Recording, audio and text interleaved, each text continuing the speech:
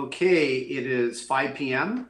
and I'd like to begin the regularly scheduled Oxnard City Council meeting.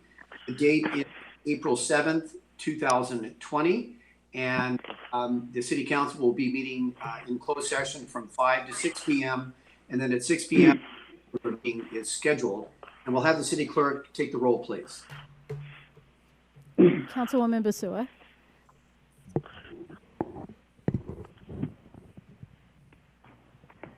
Councilwoman Basua, are you muted? I'm here. Okay, thank you. Councilmember Lopez. Here. Councilman McDonald. Here. Councilmember Madrigal. Here. Councilmember Perrello. Here. Mayor Pro Tem Ramirez. Here. And Mayor Flynn. Here. And Mayor, the agenda for this meeting was posted in the City Hall kiosk. I actually don't have the date in front of me, but it's our usual 12 days prior date. Sorry. I'll have it for the next meeting. Thank you very much. And I'd like to now go to item B on the agenda, which is public comments on closed session items. Madam City Clerk, are there any closed session item public comments? No, there are not. Thank you very much. And so now we'll go to the City Attorney to read the reason why we're going into closed session. Mr. City Attorney.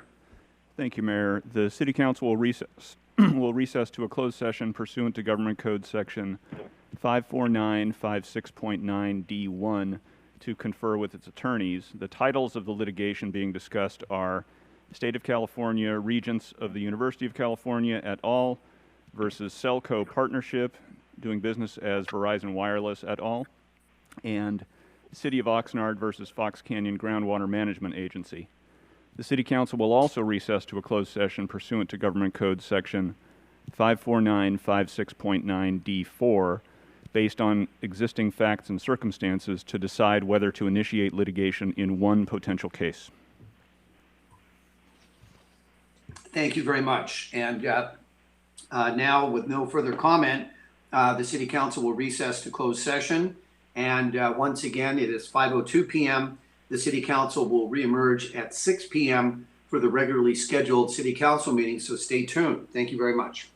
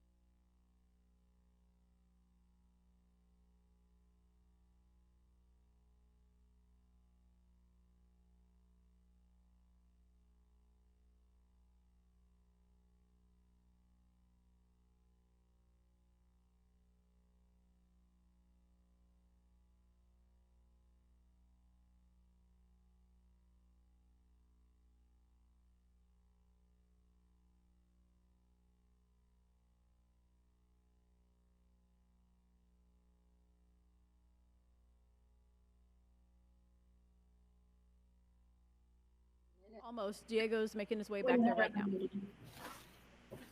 Thank you. Thank you. I think it's better if you use this one. That's me. Okay. Okay, so remember.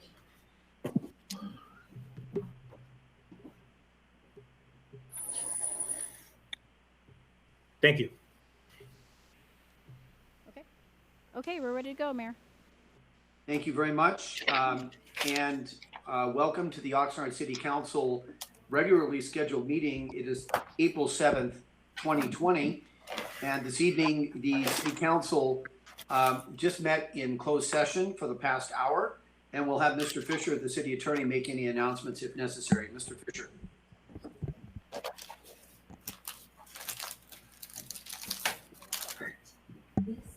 Okay, we're sorting out some audio issues with the translator booth. Okay, so right now here. Sound check. Can you hear me now? Okay. Hang on 1 second, please. That means It's an issue here in the chambers. Just hold on for a minute. went off mute. Yeah, you can also see it. Right up there with the line. If it's green, that means water. Sound check. Yes? It's still kind of.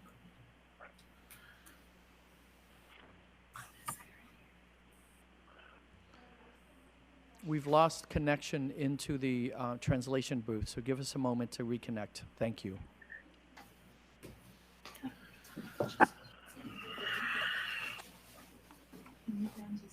And leave it in here. Just Leave it here. Yeah, so get it in water. Thank you. You want to put mine for? Yes, okay.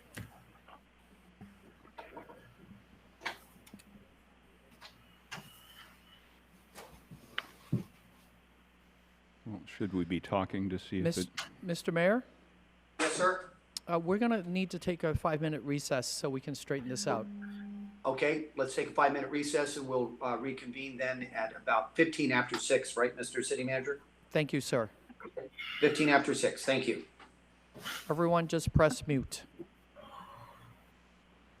Except us. We got to do sound check. Are we on? Okay. Ashley, can you check with Jeff?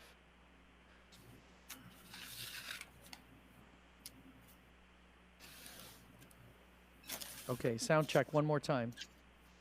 Uno, dos, tres. Escucha. Okay.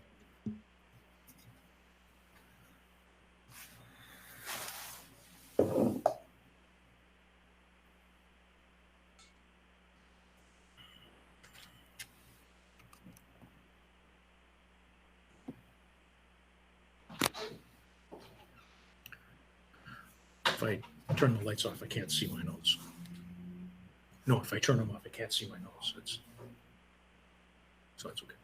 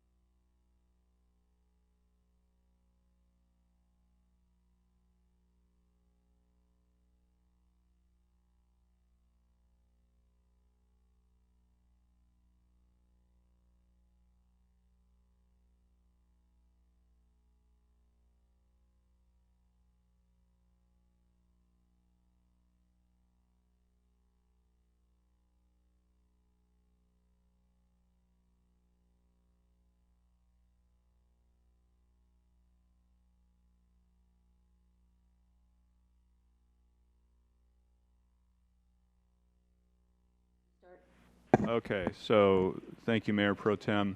He's got to let him broadcast. We're not on yet. Okay. All right, so Mayor Pro Tem, you asked for the report out of closed session. Tonight in Yes. closed session, the council, by unanimous vote, directed the city attorney to initiate an action. The action, the defendants, and the other particulars shall, once unsealed, be disclosed to any person upon inquiry unless to do so would jeopardize the city's ability to effectuate service of process on one or more unserved parties, or that to do so would jeopardize its ability to conclude existing settlement negotiations to the city's advantage. There are no other actions to report out of closed session. Technical difficulties to get the mayor on, so I will proceed until we can get him back online. We Can you see hear me? that we can't hear us, or we can't hear. Mayor Pro Tem, can you hear me? I can hear you now. I'm on. Are you? Can everybody else hear the mayor? Yes, Yes. Mr. Can you hear the Mayor, mayor? can you hear the chamber? Yes, I can. Great. Thank you. Excellent. Let's proceed. We just did the closed session reporting out. Thank you. Very well. Thank you very much, and welcome to the regularly scheduled Oxnard City Council meeting. The date is April 7th, 2020, and the City Council was in closed session this evening from 5 to 6 p.m. And this evening, not only is the Oxnard City Council meeting, but the Oxnard Community Development Commission successor agency, Oxnard Financing Authority, and the Oxnard Housing Authority. And what we'll do now is please rise for a pledge to the nation, please, and a moment of silence. Place your right hand over your heart. Ready, begin. Pledge allegiance to the flag of the United States of America and to the republic for which it stands, one nation, under God, indivisible, with liberty and justice for all.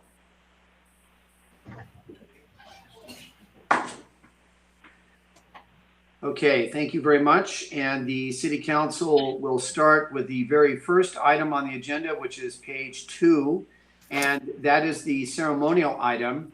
And that is a proclamation designating April 22nd, 2020 as Earth Day. And I'd just like to say that Earth Day, this is the 50th anniversary of Earth Day.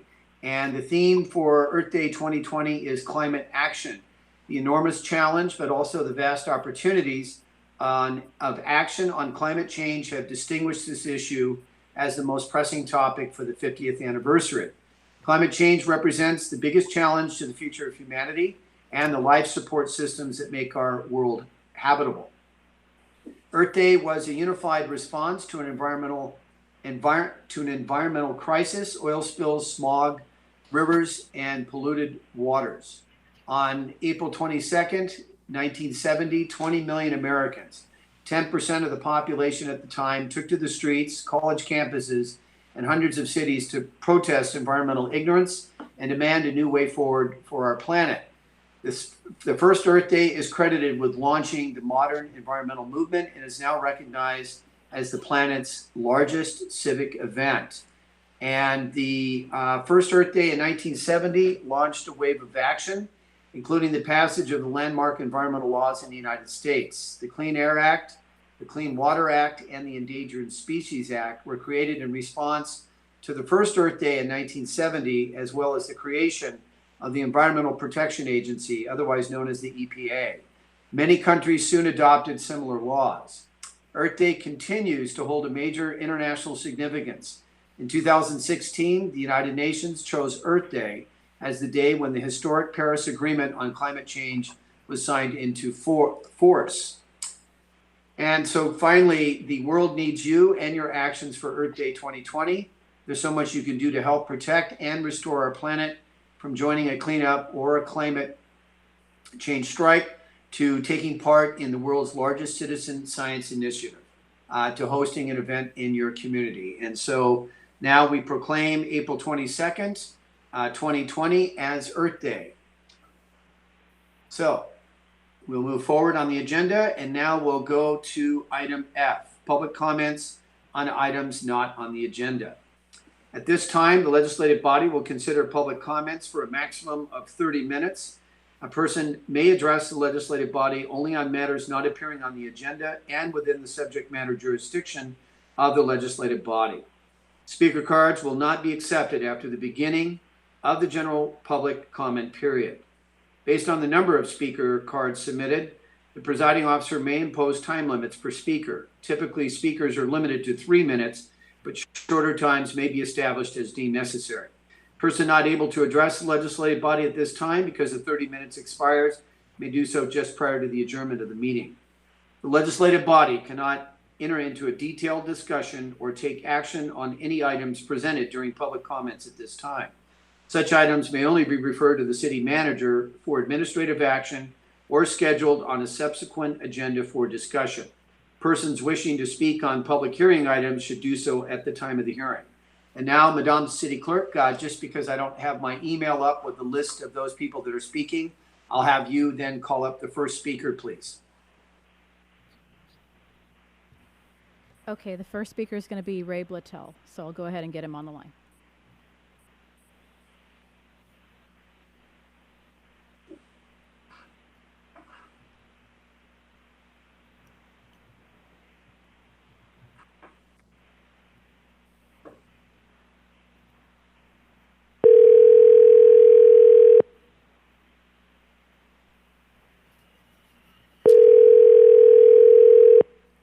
While we're waiting, I would encourage you to mute your phones if you haven't yet.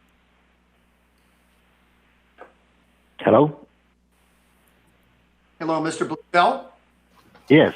Yeah, this is Mayor Flynn, and you're now live, and you're the first speaker that submitted a public comment card, and you will have 3 minutes. You may begin.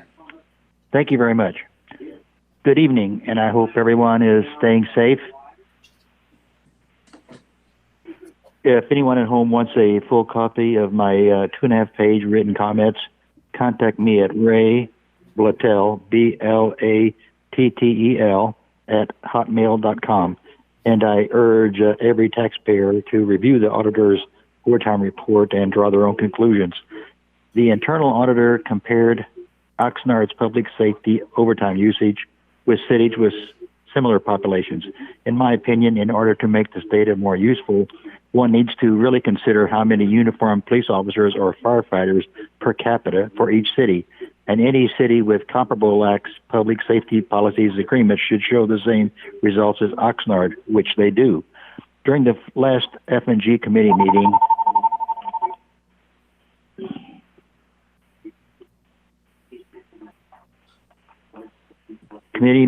committee member Flynn mentioned exaggerated or inflated amounts greater than the city manager would give the public a bad impression. In 2017, there were 5 public safety employees who made more total salary than Mr. Nyoff, and there were 14 who made equal to or more than their regular salary and overtime pay. In 2018, there were 239 public safety personnel who made more than our current city manager, and there were 12 who made equal to or more than their base salary and overtime pay. For 2 of these 12 individuals, overtime pay was twice their regular pay. You all have before you my data and computations using transparent California salary information, the same as used by the internal auditor. So to recap, in 2018, even accounting for the overtime reimbursement, it appears that approximately 35 additional public safety employees could be hired with the overtime expenditures. And in 2017, again accounting for the overtime reimbursement, it appears that approximately 22 additional public safety employees could be hired with the overtime expenditures. Will hiring these extra public safety employees alone completely eliminate overtime? Probably not. As a matter of fact, it could be even worse. Given the current policies and agreements with the city's public safety unions, one could then have even more employees using overtime, again due to backfill, vacations, etc. By changing the current lax and overly generous policies agreements, this alone would help reduce some of the overtime costs. But in addition to changing the policies agreements, if you're willing and able to sustain the same current public safety expenditure levels, then hire the extra employees. The internal auditor presented some very valuable and sensible recommendations, but I would also add a suggestion to review and perhaps even amend the current agreements with the public safety unions. Well, hopefully the city leadership will take heart and implement some or all of the recommendations. again, thank you. And if anyone wants a full copy of my written comments, contact me at Ray Blattel, B as in Baker, Lattel, at hotmail.com. Thank you very much, and hope everybody's staying safe. Bye. Thank you. Try that, and we will go forward then. Madam City Clerk, with the second speaker, please. The next speaker is Stephen Sutler.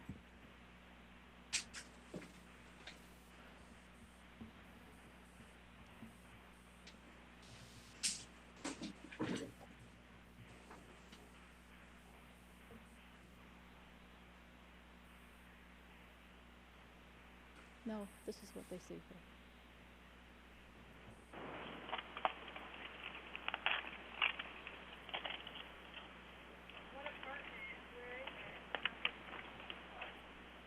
Mr. Sutler?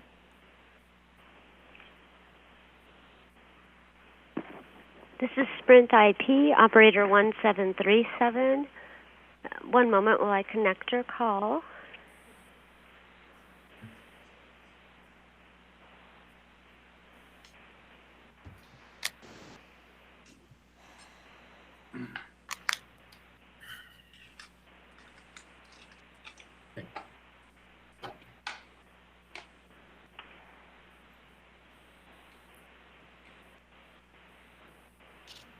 The person you're calling is not available. Would you like to leave a brief message?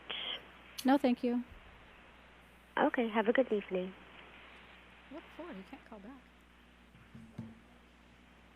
And Madam City Clerk, then I believe there are 3 speakers. Is that correct? Yes, the next speaker is P.W. Robinson. Okay.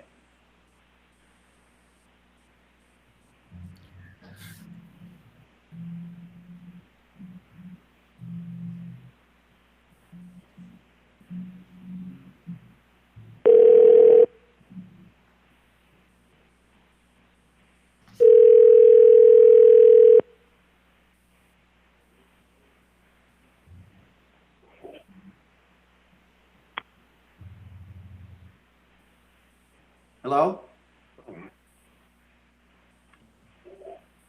Hello? Hello? Yes, Mr. Robinson? Hello? Yes, okay. Yes, this is Mayor Flynn with the Oxnard City Council, and you're now live for public comment on items not on the agenda. You may begin. You have 3 minutes, sir. Okay, thank you, Mayor. I'm P.W. Robinson. I appreciate the opportunity to weigh in. I'm a homeless fellow living in the Mercy House Homeless Shelter in Oxnard, California, the city of hate. In Ventura County, we have the highest homeless death rate in the nation, as well as the lowest shelter rate. Those 2 items alone kind of qualify you in the city of hate title, but that's countywide. So how does a city set itself apart, even a county known for its hatred for homeless? Well, let's review. A homeless no-go zone. No-go zone. Legal scholars vomited on their shoes after laughing too hard at it. This is where the city handed us a map with a red circle drawn on it where we couldn't be. Right here in America. Locking all the public restrooms and printing a front-page hit piece about public urination in that same birdcage line of the VC Star. Comically evil. Threatening our lives from within the very same vagrants article, leading directly to several deaths. That's just plain evil. Now, closing the Church of the Alley, that's a decade-long asset that provided hope in the Word of God to the hopeless, traumatized, unhoused of Ventura County. I'm going to make you famous for closing the church, okay? And I shudder to think of the bill that will come due from that job at the end. Now, closing community action even towers over that. Closing community action, the worst, most hateful thing you've done yet. I don't have to ask why no one thought to, fundraise. I know you can't stand an audit. Finally, just so we know you still have demoned-up miscreants on the job tormenting us, you installed a new security company specifically for the motels where some of my friends and family are staying right now during the pandemic. The name of the security company is Black Knight Security. Hey, we see you, okay? We see you. Now listen, the initial result of the pandemic will be the end of homelessness as we've known it. These kids falling off their parents' couch will be joining hardcore survivors out here, and folks who matter won't allow it, so we'll all be immediately housed in drug-infested ghettos. The Paradise Project will stand in contrast to the horrendous governmental solution offering healing before housing.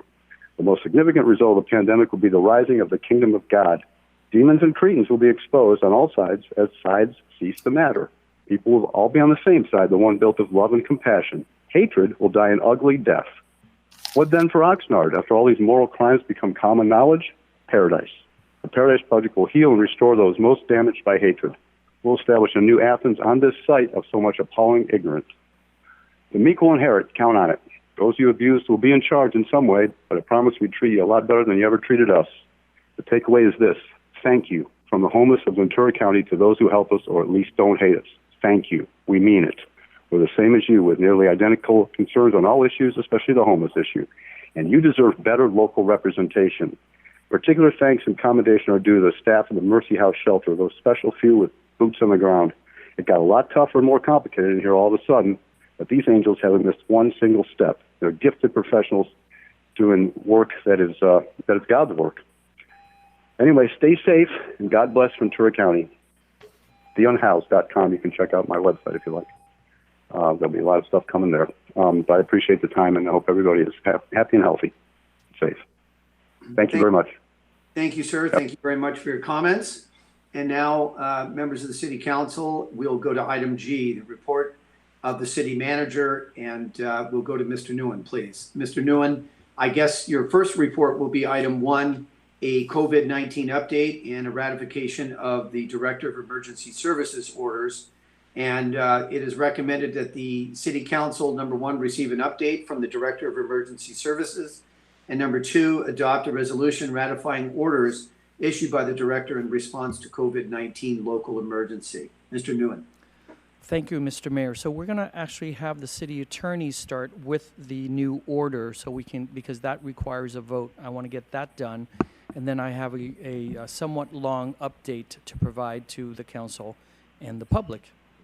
So I'm going to hand it over to the city attorney. Thank you, Mr. City Manager.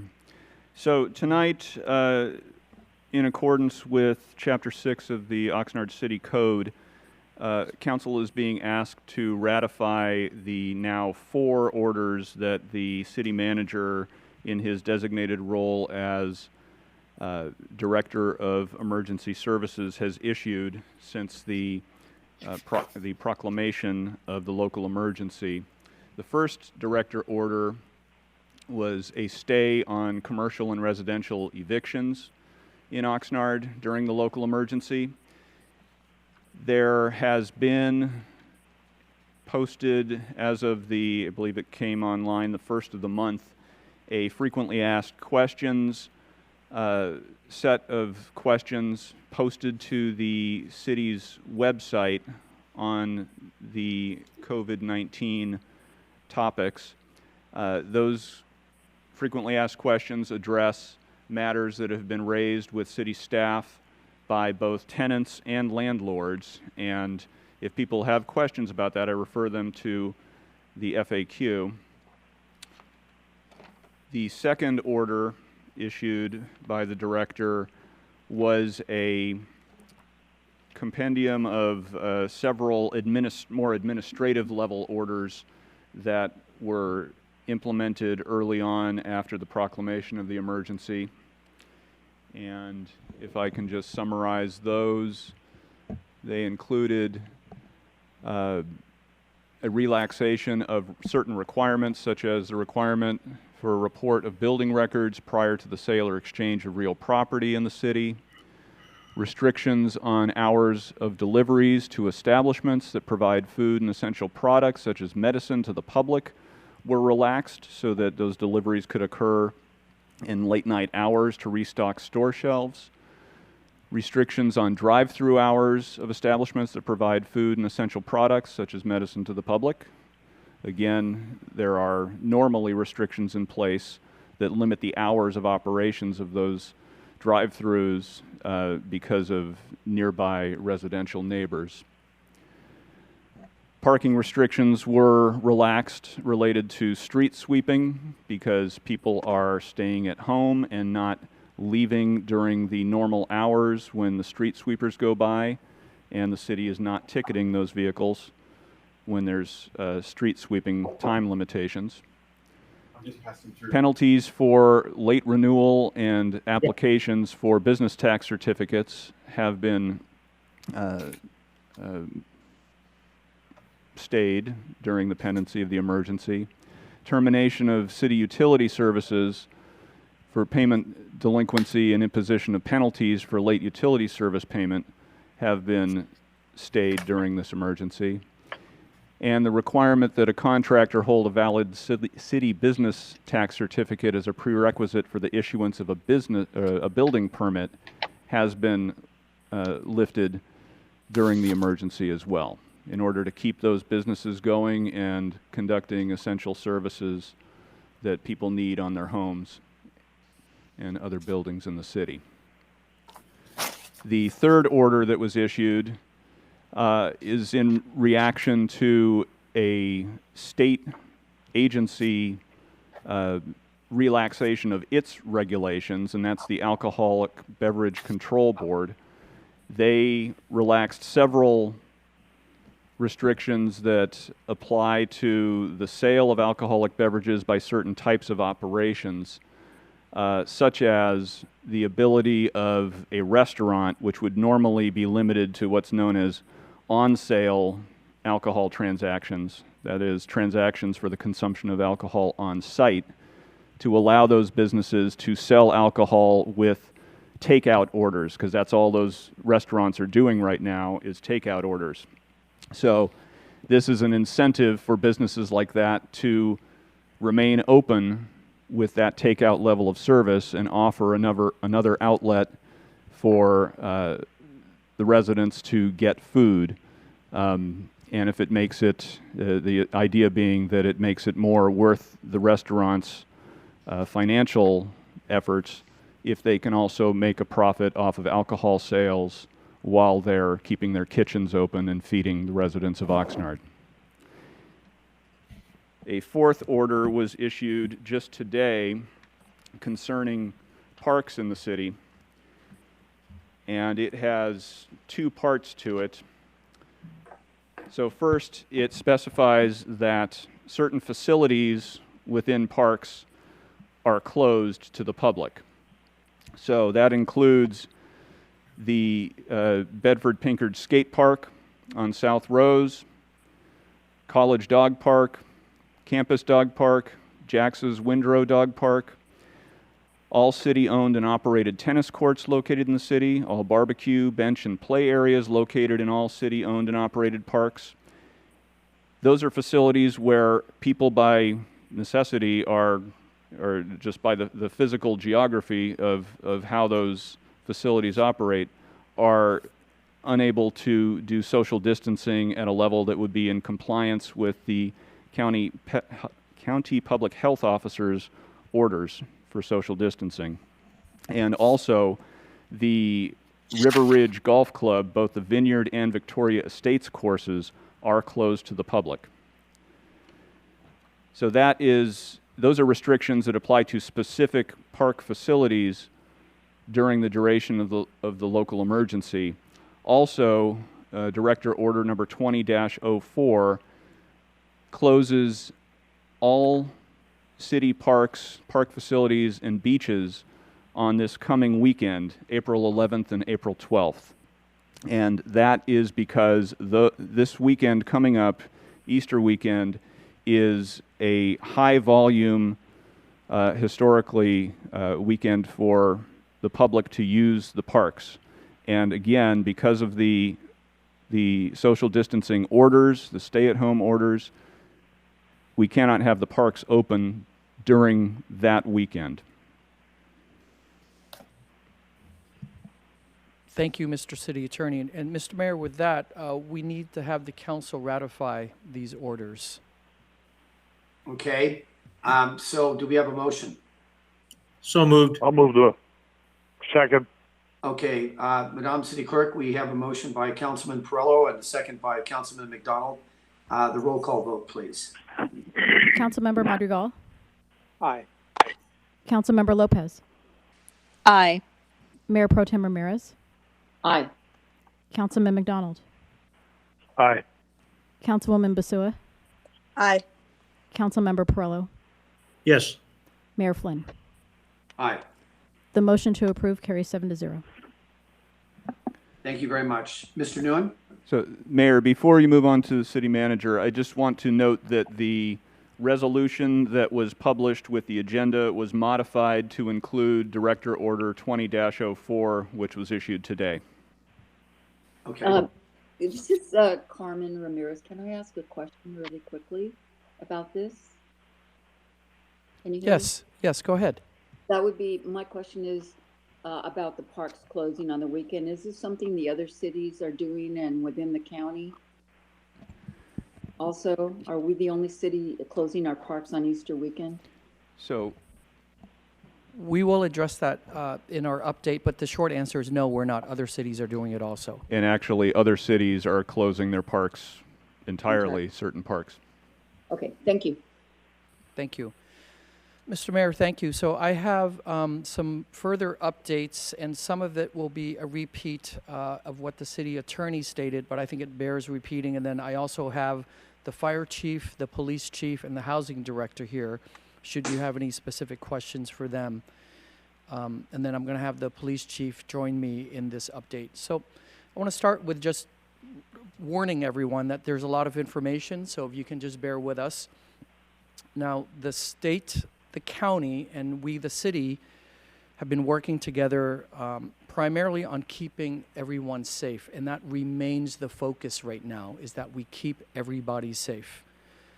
The ground beneath us continues to shift every day as more information is learned and as new decisions are made, both at the state, the county level, and of course here. In the last month alone, the state has issued, via the governor and the public health department, has issued, I think, at least 20 orders, if not more. I don't know if anything new came out today. The county has issued several orders, and as you just heard from the city attorney, so have we, the city of Oxnard. And this is, of course, all in response to this virus. And again, as we learn more information, we have new responses to improve our chances of surviving this virus. And as all these orders are coming in a flurry from the state and the county, we are doing our best to sift through the information and convey it to our community as early as we possibly can. And I just want to remind everyone that our role as a city government here is to do our best to continue providing essential services that the city provides. As a reminder, we are not in the medical side of this, so I know I keep saying this, but we must rely on the county public health department as well as the state's health department on guidance and regulations with regard to the medical side. So here in Oxnard, we are working very hard to make sure that our public employees remain safe so that they can continue providing essential services. And the focus, of course, is for the paramedics to be able to respond to calls when someone here in Oxnard dials 911, as well as police and fire. Equally important, we need to make sure that our public employees in the utilities are safe so that they can keep working each day. That includes picking up the garbage on the scheduled hours and days. It includes providing clean and safe drinking water for this community, as well as making sure that the sewer plant is up and running properly. And equally important, our recreation and library staff, they have been repurposed to help with food delivery services, food distribution, and so forth. So it's very important, and we are adjusting. The chiefs and the public works director and the recreation director, they're all working with their employees to adjust their work schedules and their response patterns so that they can provide the essential services here in Oxnard, yet keep themselves safe, not just in their day-to-day job, but also from this virus. So with that, I'm going to get into a summary of the activities that we're working on here that are Oxnard focused. So I'm going to ask the police chief to come up and discuss in a little bit more detail why we are closing the parks and the beaches this coming weekend, but in general also how people need to behave when the parks and the beaches are open with regard to physical social distancing. So we're going to change the slides on the screen and have our police chief address you. So thank you, City Manager, Mayor, Mayor Pro Tem, members of the public that are watching us on YouTube. welcome and thanks for tuning in. I do have a brief update. This is similar to my presentation that I gave 4 weeks ago. And I said then that Oxnard is resilient and we're going to get through that, and I still believe that very strongly. Things are going to get worse over the next few weeks. We don't know when it's going to peak. Relative to other areas, we have been fortunate, but we still have more cases coming. We'll get through it, but we need everybody to do their part. And one of the things I had heard something on the radio this morning, they were talking about who the heroes are, and they were talking about the nurses and the doctors and the healthcare workers, and they went on and on about others, and there are plenty of heroes here. We're not asking the general public to be heroes. We're asking people to shelter in place, and that's what we're asking for is common decency. And you only go out if you absolutely have to, if you have to perform an essential function. And when you do go out to perform that essential function, we ask if it's not possible to do social distancing. So if you're going out shopping, we ask, and the CDC has recommended this, that you cover your face if you have to go out shopping. Social distancing, we talked a lot about that. We have a lot of videos out from the city, 6 feet.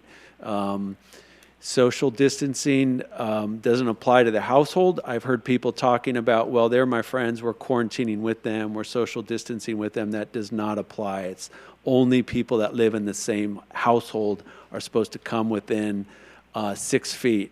If you're not abiding by that, you're not providing that common decency that we're asking of everybody. Thorough hand washing, we've talked a lot about that. Several of the council members have taken a leadership role in that with the videos. And then sanitizing the workplaces and common areas. I talked about this last time. We have to protect our first responders. These are some of the things we've done within the police department. There's not a lot. Most of our social outreach now is on social media. Last time I talked, we still had the lobby open. We've closed the lobby, had too many people coming in and coughing and sneezing in the lobby. It just wasn't safe. But we've actually developed some pretty good protocols where most of the lobby stuff is done by appointment now. Our residents have picked up on that quickly, and in some ways it's better customer service.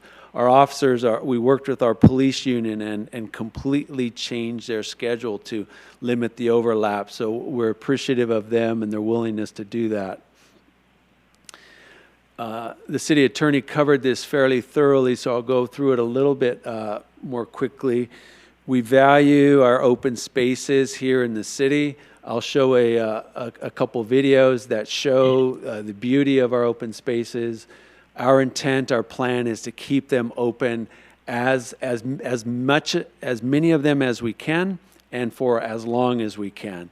There are some parks that it's just not safe to have open, and that includes the skate park, our 3 dog parks that the city attorney read out. And then we also need to close park amenities. The restrooms, the playground equipment, the basketball courts, the picnic tables, the barbecue areas, etc. Essentially, it's going to be the open spaces at our parks that are going to remain open. We're going to close the parking lots for the parks, and these are only the community parks. Oxnard State Beach Park, Oxnard College Park, and a few other smaller parking lots near the beaches. And that's just to limit the number of people that would go there. And then a special situation is Easter weekend. It is very busy, particularly the community parks, shoulder to shoulder with people. I don't think, because the majority of our people have figured this out, I think 80, 85, 90% of our residents have figured this out and they're practicing social distancing, but not everybody is.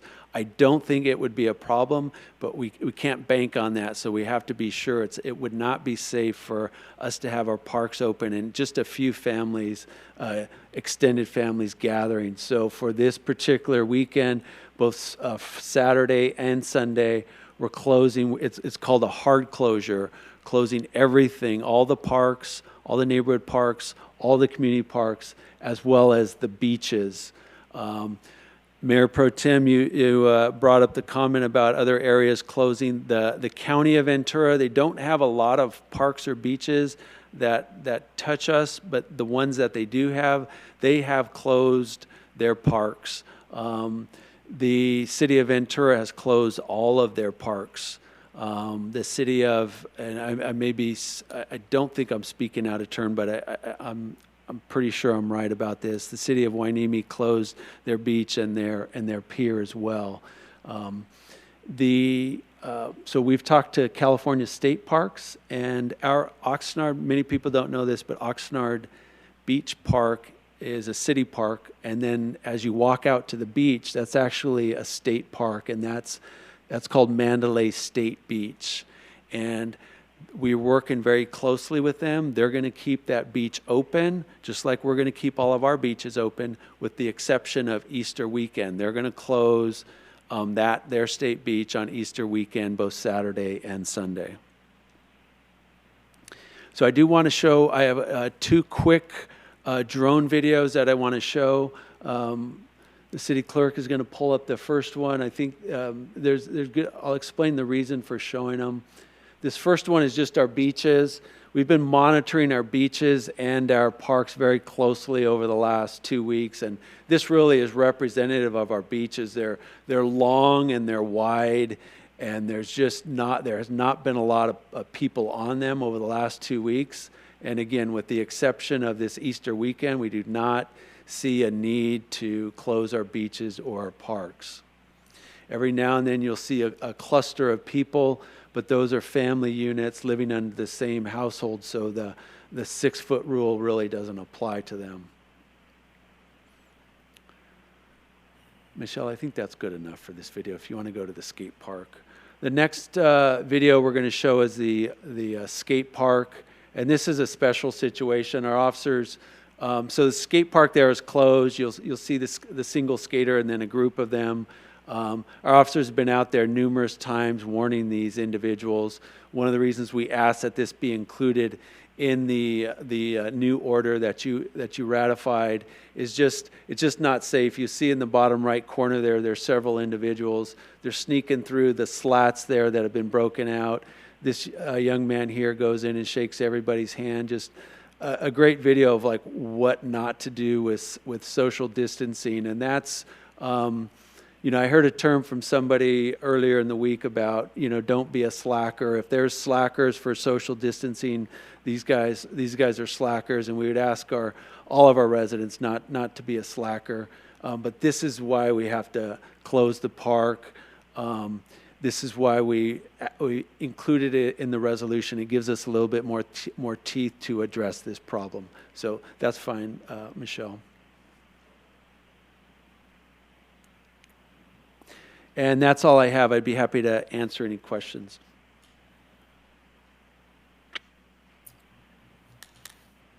I have a question. Does someone have a question? I do. Go ahead, please. And thank you very much, Chief, for the information. That's very good information. I'd like to know if there are plans, if over Easter weekend you see people gathering, there'll be enforcement. Yes, and we're actually as soon as I'm done speaking here, we're going to release a video and to the community. We're going to put it out on social media. People that violate, so there's going to be strict enforcement with parking. We're going to have no parking. The parking lots for the community parks are going to be closed. The parking sometimes in the neighborhoods gets crowded, so those areas where we've had problems in the past, we're going to put up no parking signs. That's going to be strictly enforced. We're going to have extra officers working on Saturday and Sunday to address this issue. Our recreation staff is going to be on hand to address it. We're going to have park staff on hand to address it. We do not want to issue any tickets. The intent is not to issue any ticket for, a technical violation of somebody walking through a park. But if we have people, a large group that shows up and they don't comply, we will issue them a citation, and then it's also a misdemeanor, so they would be subject to arrest if they didn't cooperate. And I want to say, and I know you know this, Chief, and everybody else in the in the room knows this, but many of our families go to the parks, not just because they want to be there, but they don't have room in their homes to have the kind of extended family celebration. So I think it's very important to get this message out, particularly on Spanish language radio, to tell people that they shouldn't plan on going to the park for their Easter celebration or birthday celebrations later or whatever, because people are listening to Spanish language radio. So that's a recommendation I would make. And the other thing is that if people see some sort of an issue with a gathering, what should they do? Should they call the police department? Should they use 311? What's your recommendation? So the number that we ask people to call in on, it's the non-emergency line. It's 805-385-7440. I should have had a slide for that. They're not able to remember that. They could call 911 as well. Generally, it's not as busy during that time when people are in the park, but we ask that you call. Our preference is the non-emergency line, which is 385-7440. Thank you. And Mayor Pro Tem, just to address your comment earlier about the parks, we are champions of keeping our parks open, and we've been keeping a bird's eye on them. And like I mentioned, our residents are following the order. Our residents are complying. We appreciate that, and there's very, very few violations of the social distancing. Thank you. Thank you very much. And Councilman McDonald, do you have any comments to make? Councilman McDonald?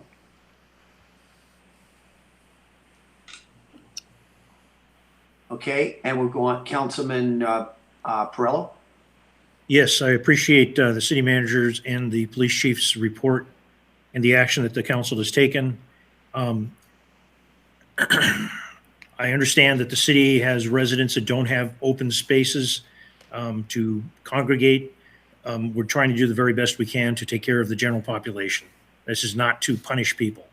But I want to compliment the police chief for showing the video, because if there is a time to possibly take action, when we see people going into a skate park named after a former council member, Parks Commissioner, employee, Mr. Bedford Pinker, who was doing everything he could to have recreation for the community of Oxnard and help people that didn't have access to things.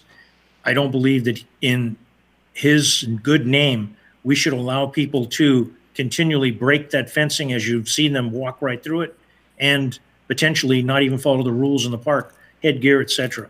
So I hope we do pursue this after the this current health issue passes. But again, thank you very much. Thank you very much for the taking the action. And as far as the beaches, I'm getting calls from people about golf courses, the harbor, etc. I wish people would understand. There's nobody here trying to be a bad guy. We're trying to look out for the mass of people in the city of Oxnard. Thanks again. Thank you very much. Councilman Madrigal, do you have any comments? No, thank you for the presentation. Okay, great. And Councilwoman Basua? No, I have no comments. Thank you for the presentation. Councilmember Lopez? Yes, hi, thank you. I do have a question about how this information is reaching some of our Spanish speaking residents, if there's any announcements, and specifically about this coming weekend, that the parks will be closed, if there's been, if our designated officers have gone on the radio, or how this message is getting out there. Thank you, Council Member. Yes, we will go on Spanish radio. We made the video that we put together yesterday was in both English and Spanish. I just wanted to make sure that this was ratified. So we will be out on the radio.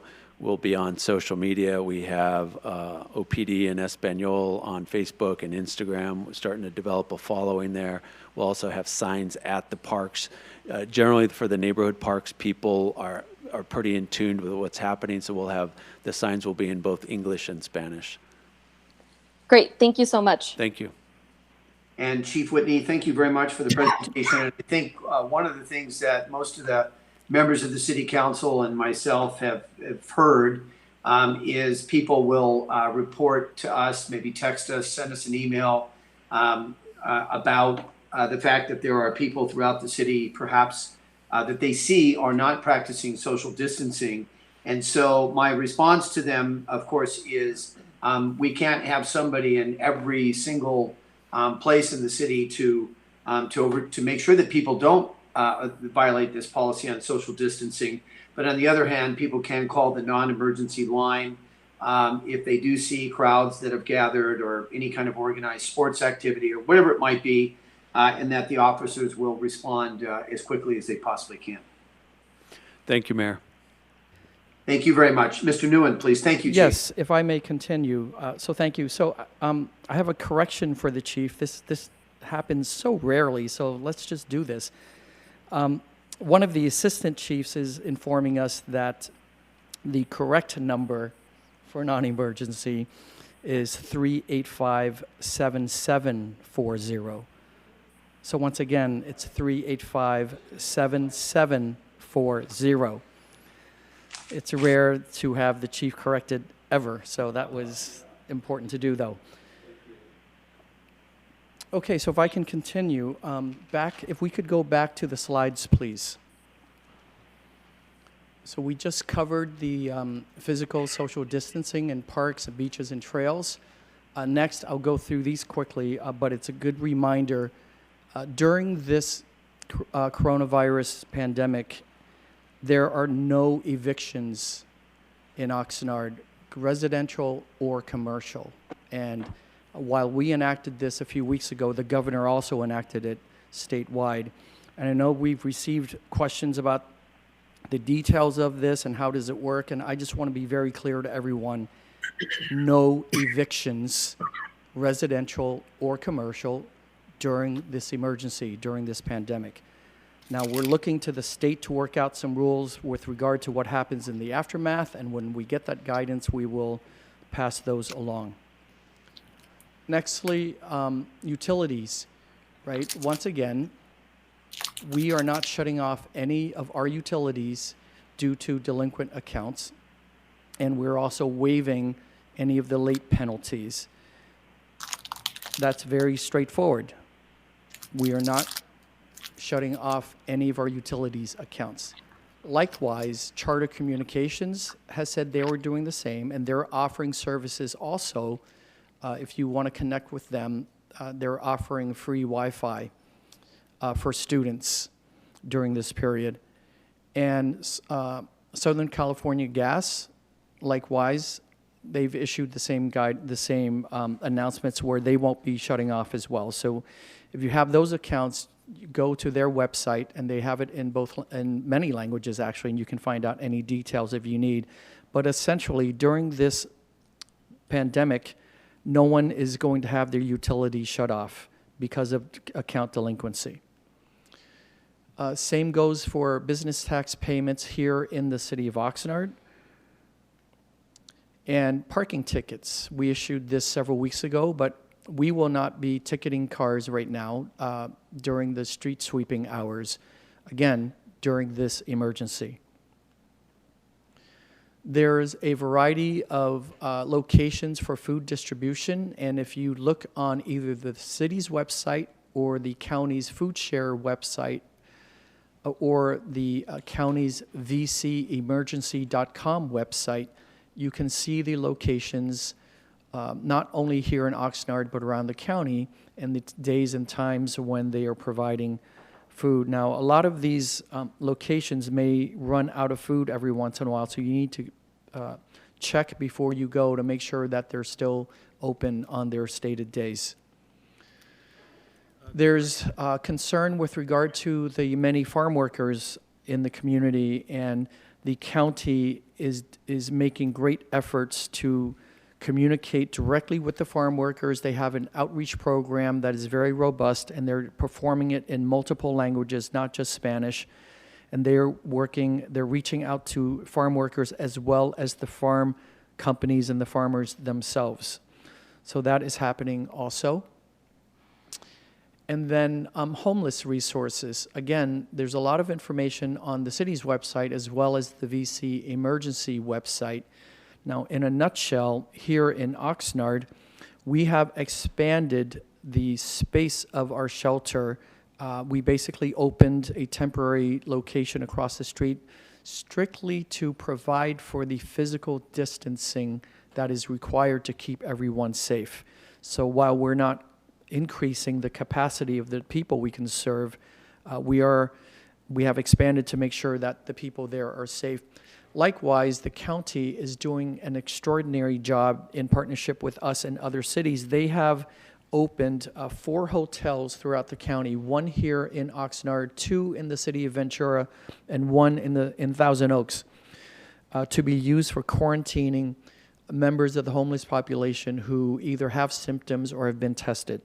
So again, thanks to the county for all of their efforts to keep the homeless population as safe as possible.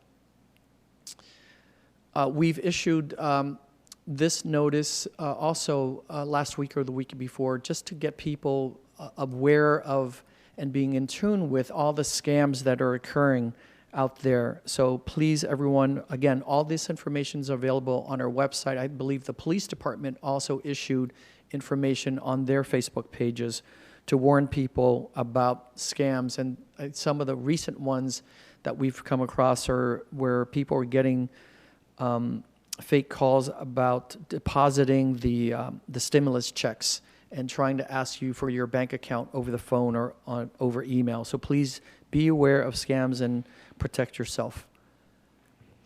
Finally, 2 items, the unemployment benefits as well as the federal Small Business Association, I think it is, administration, the SBA loans that are available for small businesses. So that is really important to us, and we are working to develop a program here at the city to provide actual assistance for people to apply for unemployment as well as these small business loans.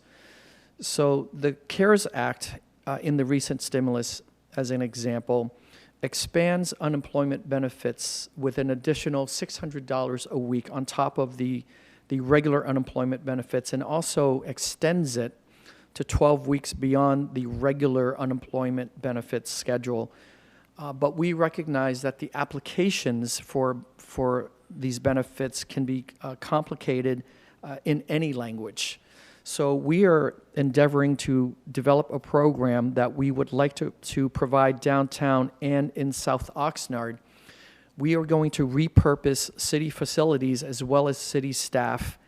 We're also seeking partnerships with key nonprofits here in Oxnard to provide support for individuals and small business owners so that they can avail themselves of these benefits that are available to everyone in the country right now.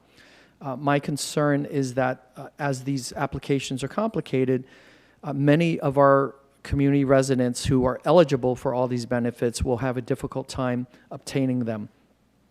So as soon as we get the logistics worked out, we will announce the details, and we hope to do this in the next couple weeks. But again, it's a challenge because a lot of this needs to be done online, and it's difficult for us to provide the assistance online for community members who have a challenge getting online and doing these things. So between that and the need, the safety need for physical distancing, we are working out logistics. And again, we will repurpose some key city facilities that will allow us to do this safely, as well as repurposing staff who have to train up on how to provide assistance. Next, I want to talk about the economy and what we're confronted. And as it's kind of evident that the economy is melting away in front of us. And our CFO, Mr. Riper, reminded us this morning that during the Great Depression, the American economy, the U.S. economy, it took 18 months for the U.S. economy to contract 25%, to shrink by a quarter. It took 18 months during the Great Depression. Right now, that has occurred just in the last month. So that is just a clear message to us that what we're experiencing here in Oxnard is happening across the country. So a few quick numbers, and these are projections based on data.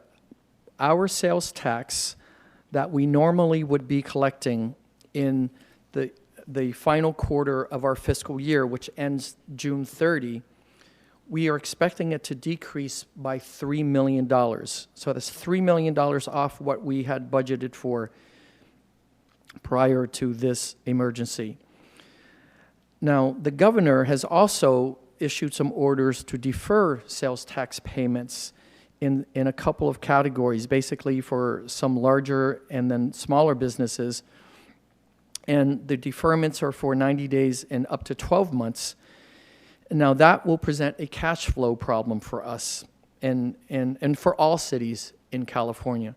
While it may be a very good thing for those businesses, it's going to be a very difficult thing for all cities. And in Oxnard, that deferral, that the governor's deferral means that we will not receive approximately $8 million in sales tax payment that we expected to receive in the final quarter of this year. So that presents a cash flow problem for us. Our hotel tax, the TOT tax, we expect that to decrease by $1.6 million at the end of this fiscal year, again, by June 30.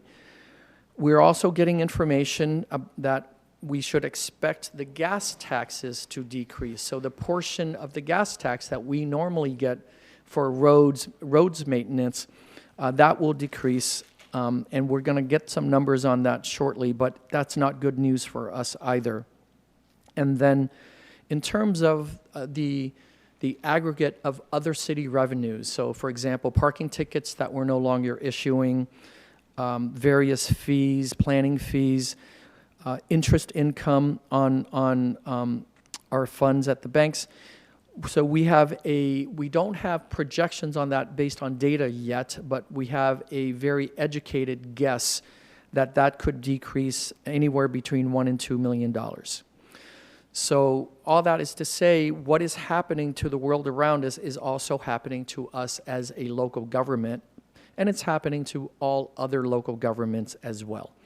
So we are working hard to formulate a balanced plan, a balanced financial plan to get us through the next 15 months. And with regard to the federal stimulus packages, I know the third package, which was the big one that was all over the news, that was $2.2 trillion. That was an incredible effort, and there are a lot of good stimulus portions there for many sectors of society. Unfortunately, there is no direct funding in that stimulus package that supports cities smaller than 500,000 population. So we are working hard right now to advocate, both in Sacramento and in Washington, that the next stimulus package will have, frankly, a bailout package for cities with populations below 500,000. And I believe that to be most cities in this country. And we are all in desperate need for support, because as our revenues decline significantly and rapidly, our ability to provide essential services will also diminish. So as a result of that, again, we are working to make a balanced plan, and I've already started discussions with our labor leaders to ask them to be supportive going forward. So I'll have an update to you on that perhaps at the next council meeting. With all of that, we're also continuing as we are managing this crisis and paying attention to keeping everyone safe in the community, but also our public employees, to keep them safe so that they can continue the essential services that the city provides. We are keeping our eye on the ball on some significant projects that must move forward, such as developing the next fiscal budget for the city, as well as a couple of major development deals that we're doing everything we can to keep on track, because if we can succeed with those, they will bring significant numbers of jobs to this community in the near future when we will need them most. So I want to finish by saying that the reality ahead of us is uncharted. We don't know everything, and we don't know how bad it will get and how long it will be. And a common phrase you hear a lot these days is that we're in unprecedented times. But that also means that we can't make decisions and responses solely based on precedent and solely based on our experiences, even though that's the most comfortable thing. We need to be open-minded. We need to be creative. We need to be innovative. We need to be patient. And we need to understand that we're all in this together. There's no escaping this virus in any quarter of our community or our economy, and whether we're public servants or in the private sector. So with that, I also want to thank you, say a sincere thank you for all of our public employees, not just here in the city, but across all the governments and in the medical community, for the amazing work that everyone is doing. All of the public servants right now are being pushed very hard. We are driving people very hard to keep everything functioning. So again, I want to thank all of our employees for the work that they are continuing to provide. Thank you, Mr. Mayor. Thank you very much, Mr. City Manager. And I know that, again, because of the COVID crisis that we're facing, that there probably are many questions that members of the council might have. And I'm wondering, I think it's fair that they should be able to ask them, but I would also counsel that it's close to 7:30 and this report by the city manager was necessary. So let me just ask very quickly, we'll go through very quickly with the members of the council. Mayor Pro Tem, do you have any questions or comments? I just want to thank everybody for the report. I think that it's important that we recognize that this is a deadly, deadly thing, and the first order of business of any government is public safety. And I think we still have work to do to educate people, inform people about how deadly the virus is, and that's why all of the physical distancing things are mentioned. So I just want to thank everybody. We are trying to deal with something that has never happened before for any length of time. So we need to be patient and kind to each other. And I was going to say this later in comments, but I think it's really important that people donate to food share. If they're providing food for people who don't have to get it. And I hope that we can put some information out about how people can do that if they have the means to donate whatever amount they can. That's all. Thank you. Thank you very much, Councilman McDonald. Any comments? Thank you, Mr. Mayor. Thank you for the reports all. These are challenging times, but we have resilient people. We'll get through this. The more we adhere to the requests that are being made of us, the more that we cooperate, the faster we'll get through this. So we'll survive. Thank you. Thank you very much, Councilman Perillo. Thank all that gave a report. Thank all of my fellow council members. I was born in 1950, and I've never seen anything like this in my lifetime. This is brand new, and I believe Councilman McDonald's right. We will survive. But there are some things that need to be said. We're all in the same boat. When there are sacrifices asked of residents, whether to stay at home, shelter in place, or concessions that may be asked, we need to realize that there are sacrifices being asked for the betterment of the entire body of the city of Oxnard residents. And we're not a standalone island. We're in Ventura County. We're in the state of California. We're in the United States.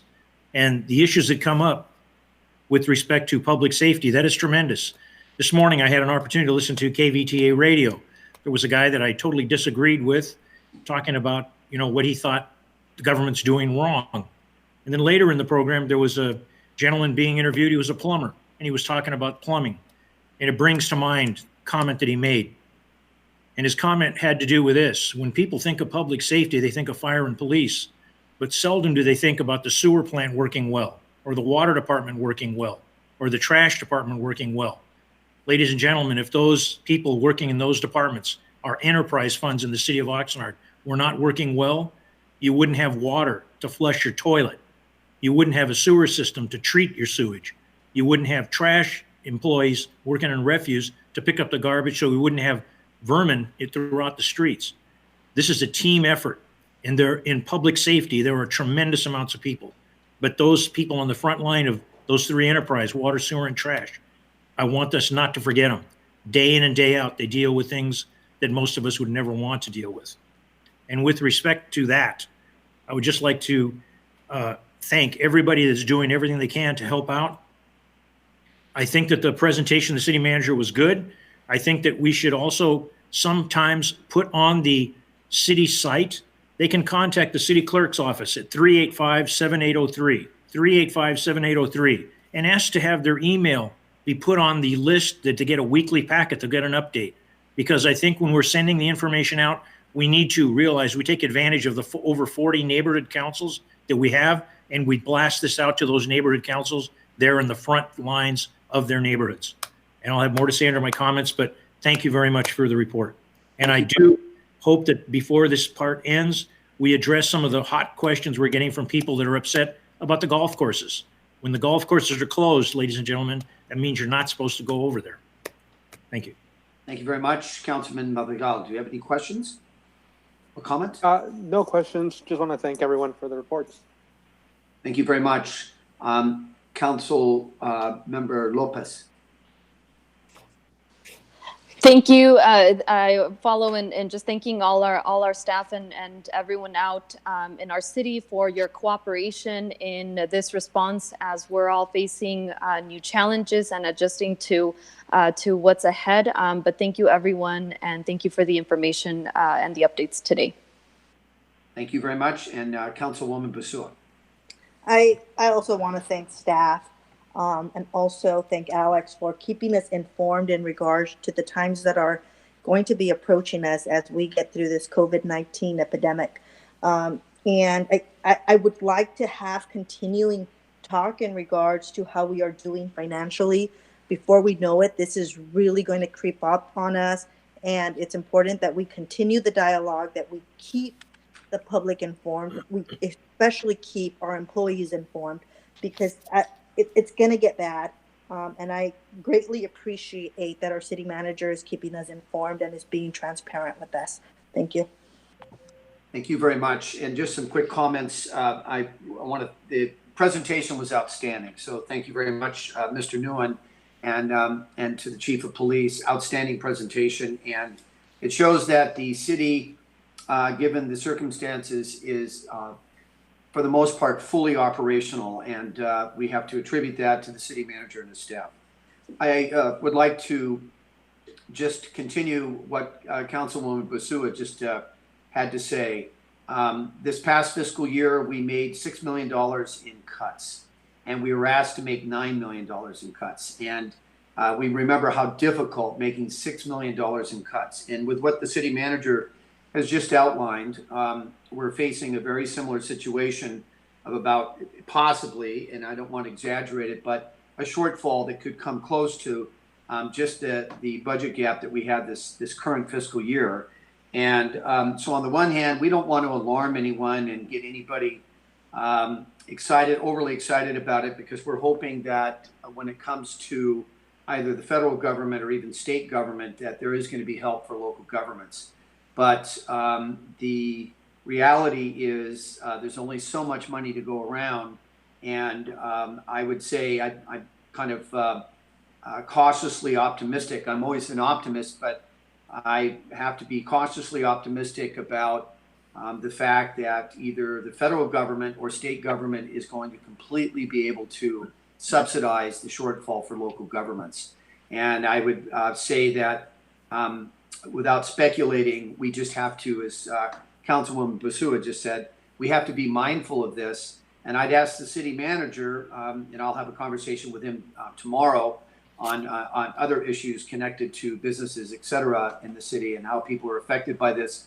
But I would ask the city manager to have this as a priority before the Finance and Governance Committee, not necessarily what cuts we're going to face, but as we get the most important information, that's brought to the committee and it's brought to the city council as quickly as possible, so that we can make whatever adjustments we have to make. So thank you very much. I appreciate it. Mr. Mayor, if I may Yes, make, sir. if I may make a few points, and then I have one more announcement that just came in from the county as we were speaking. With regard to how bad things are going to get, and following up on what Councilwoman Basua was talking about, it is going to get bad, and I'm not the kind of city manager who's, I'm not an alarmist, and I'm not screaming that the sky's going to fall. We simply have to be realistic about what's happening around us and to us, and we have to plan. So the sky is not going to fall in altogether, but it will if we don't plan for what's coming, right? And there's the distinction I want to make. We cannot let this situation harm us any more than it would harm anyone else. We have to plan for this. So it's obvious to us because we know how many businesses have had to shutter due to the stay-at-home order.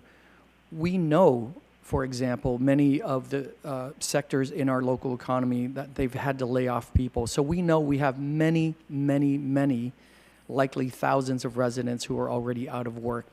We've seen the signs of that just last week when we were starting the food distribution. So in all sectors of the economy where everyone is harmed.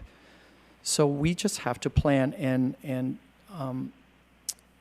based on what the council was saying, yes, we will indeed bring updates regularly, both to the Finance Committee and to at these council meetings. And remember, we're not that far away from our normal budget cycle anyway, so it's all going to come together. I do want to pass along a new announcement that people will start hearing about, which is from the county treasurer / tax collector. They just issued this within the last half hour, and this is regarding property taxes. So in essence, the county treasurer tax collector announced that beginning April 11th, he will accept taxpayer applications for waiver of late payment penalties and fees for the second installment of the 2019-2020 secured property tax billings. If the applications are granted, the new payment due date will be August 31st of 2020. There is no additional grace period. And it's very easy and clear to understand why the county treasurer tax collector is making this possible for the community.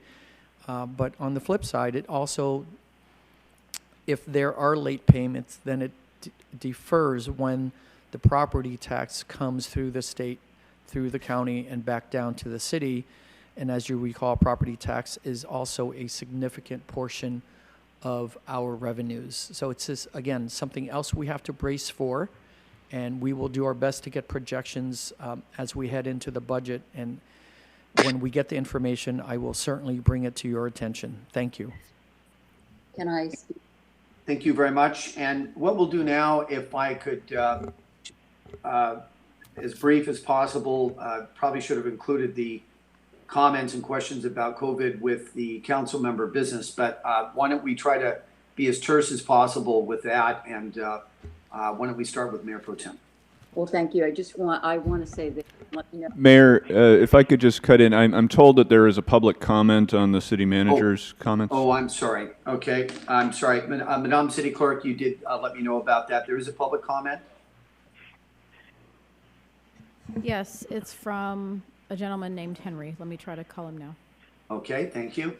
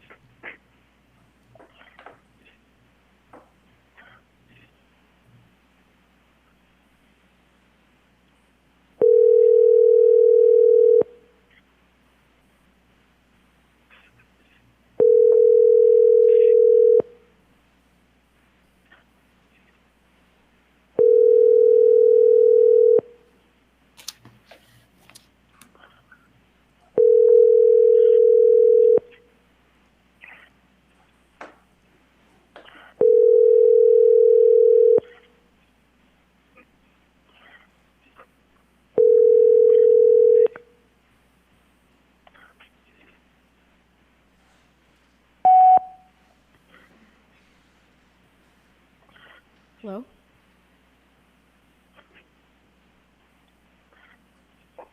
Okay, I don't think we have him. Okay, thank you very much. And thank you for the reminder. I appreciate that. Mayor Pro Tem, I don't recall if you were finished with your comments. I didn't get to start them, but I'm sorry. that's okay. Can everybody hear me? I've been told I don't speak loud enough. Can you hear? Yes. If you could All speak a little louder, that would be helpful. Okay, I'll try to speak a little louder. Only this about property tax. We should, those of us who can pay it, please do pay it along with your utilities and other bills. Not everybody is able to pay it, but those of us who can, I paid my property tax today because this is what's keeping our city and our government afloat to a certain extent. And we know the county government is providing lots of health care for the residents of Oxnard and beyond. So it's really important to keep that in mind. I also want to say that, just a side comment, I'm very interested in, now that we have this unbelievable health crisis, in getting something like single payer, which is health insurance for our city employees is a huge expense. And to have, to take a look at whether or not the city at some point in the near future would take a look at doing a resolution, if my colleagues would agree, to support single payer, also known as universal health care or Medicare for all. Everybody needs health care. If you don't get health care, you endanger your fellow residents. So thank you, everybody. To all the first responders, the healthcare people, people doing essential work like our farm workers. And I do believe we'll get through this together, but we all have a part to play. Thank you very much. Councilman McDonald. Thank you, Mr. Mayor. I'll try to be brief. I don't have any comment. Thank you very much. Councilman Perillo. Yes, I have several comments, Mayor, but I would like to close the meeting in honor of Mr. Martin Jones. Ladies and gentlemen, the city of Oxnard lost a citizen of Oxnard, Martin Jones. He'd been involved in a lot of things, and I haven't had the opportunity to publicly make a statement, but some people that I know personally have died in the past involved with different things that Martin was involved in, and I'll name them: Bill Tedeschi, Don Abrams, Ventura Fernandez, Susan Perello, Martin Jones. Martin Jones brought a lot of things to this city. He worked to open up doors, turn over rocks, find things that were done wrong, all in the name of good government and protecting and supporting the residents of this city. And I hope that we can close this meeting in honor of Mr. Jones. Going on a happier note, I'd like to wish Mr. Pinedo happy birthday, and Dan and Barbara their 42nd anniversary. As I've been told by them, it's not all peaches and cream, but thunder and lightning can be exciting as hell. So happy anniversary, guys. On the information with respect to the economics, oftentimes, ladies and gentlemen, and my fellow council members, we want to get the good news, but we need to get the bad news first. I sincerely appreciate the management of this city bringing us the bad news as directly as they have. The plan and what we do going forward will make a difference. There are definitely, as been said by many before me, there will be hard times coming. I hope it doesn't come to the point that this is the most that some families will have. But we have families that right now have lost their jobs. They've lost their income. If there are, in the future, asked for concessions from people working for the city of Oxnard, I hope they will remember this can of pork and beans could be a luxury to many people living in this city. Please remember that. With respect to the recommendations that I have in the future, I hope that our clerk, our city attorney, and our city manager can work with the council so that when we have items coming before the council that are ex parte, when there's been communications between the council members and people doing business with the council, there can be an agendized item on the agenda. Simple, it's better to copy than to reinvent the wheel.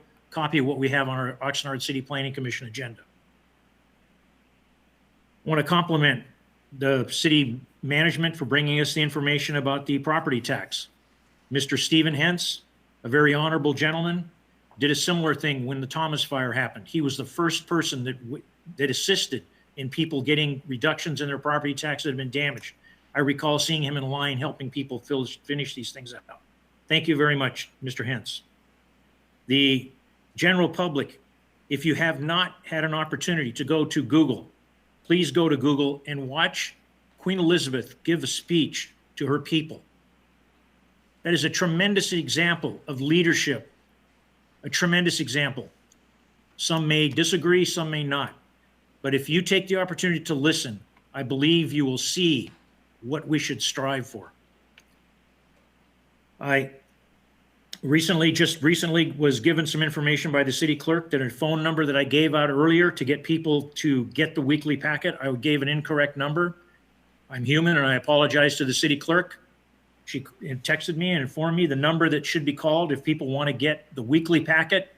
They need to call 385-7430 and give that information. And I also received an inquiry with respect to the sheltering in place on this Easter vacation, on this Easter holiday. Are there restrictions from families coming to meet extended members of their families in homes? I don't believe so, but I don't know. If we could have somebody address that. And that is the end of my comments. I also hope somebody will address the golf course issue. Thank you. Thank you very much. We'll go through all the comments and then we'll have any responses or replies. Councilman Madrigal.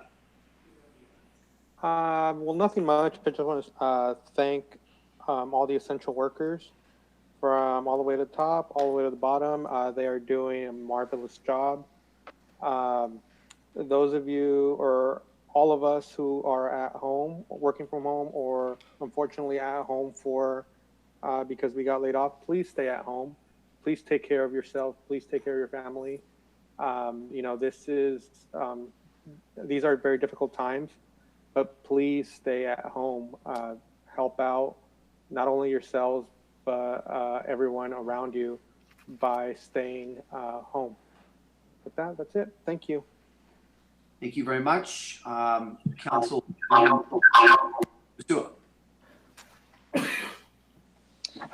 Sorry, Mayor, I think you broke out there for a second. Did you call my name? Yes. Yes. Well, I always try to find grace in every difficult situation that I go through. And during this COVID-19 epidemic, and having my 3 kids at home now, I find grace in that. I give thanks for them. And as, somebody that is having to deal with online learning at different times of the day, I think it's a really good opportunity for us parents to, spend a little bit more time. I know it's really hard, and our grocery bills are going up. But this is a time where we can get closer to our families and we can really embrace what's going on and kind of open up that dialogue again with our children, and that sometimes we lose because of technology, because they're on their phones, because they're at school, because we're running around with sports. I just would want to encourage our families that are home now and the kids that are at home to take this time to really appreciate one another, and also to let the Oxnard residents that we know that the struggles that you're going through, but we're going to get through this, and we're going to definitely be stronger when we do. Thank you.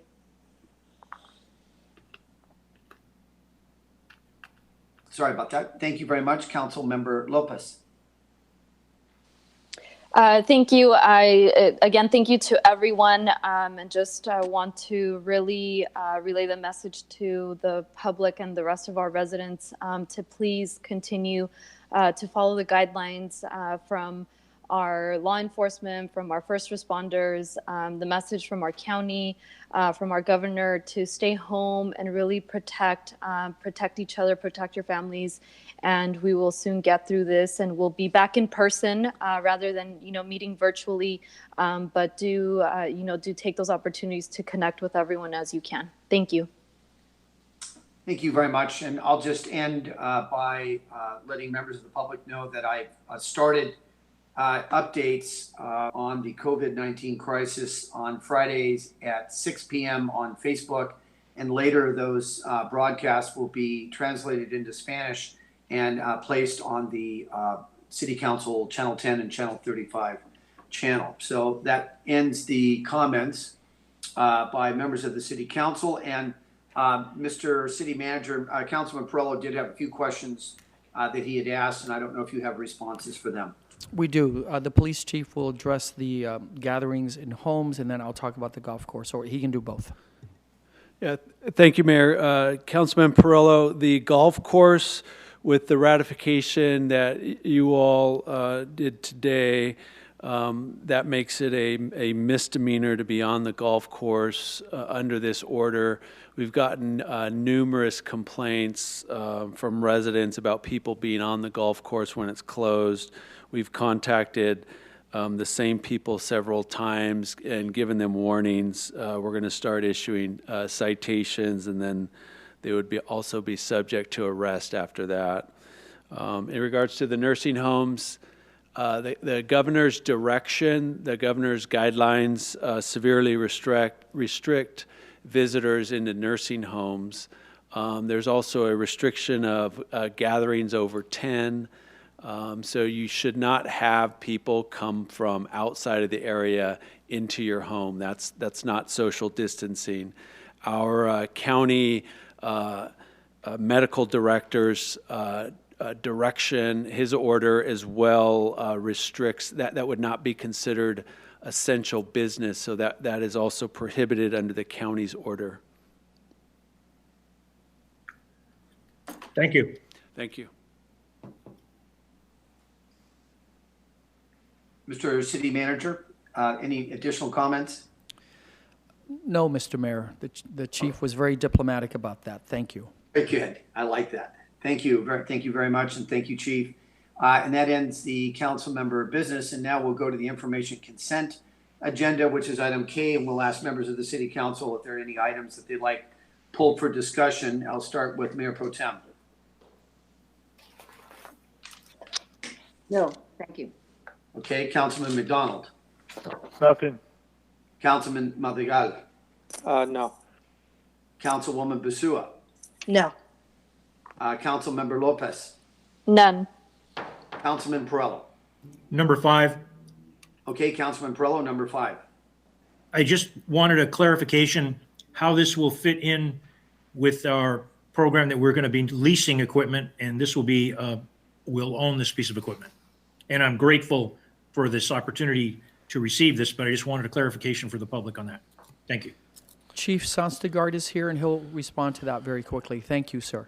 Hi, good evening, Councilmember Perrello and members of council. So this is just a very unique kind of a glitch in our overall vehicle fleet program, an opportunity for the Canine Foundation to donate a specialized vehicle, not one that we don't normally lease under our lease agreement. It's a special sized SUV for our canine handlers and their dogs. So it just doesn't fit into our plans to lease our vehicles. So it's just kind of a one-off. And once the vehicle is deemed no longer serviceable, it is returned back to the foundation that donated it. So it's just kind of a unique one-time thing. Thank you very much. Yeah.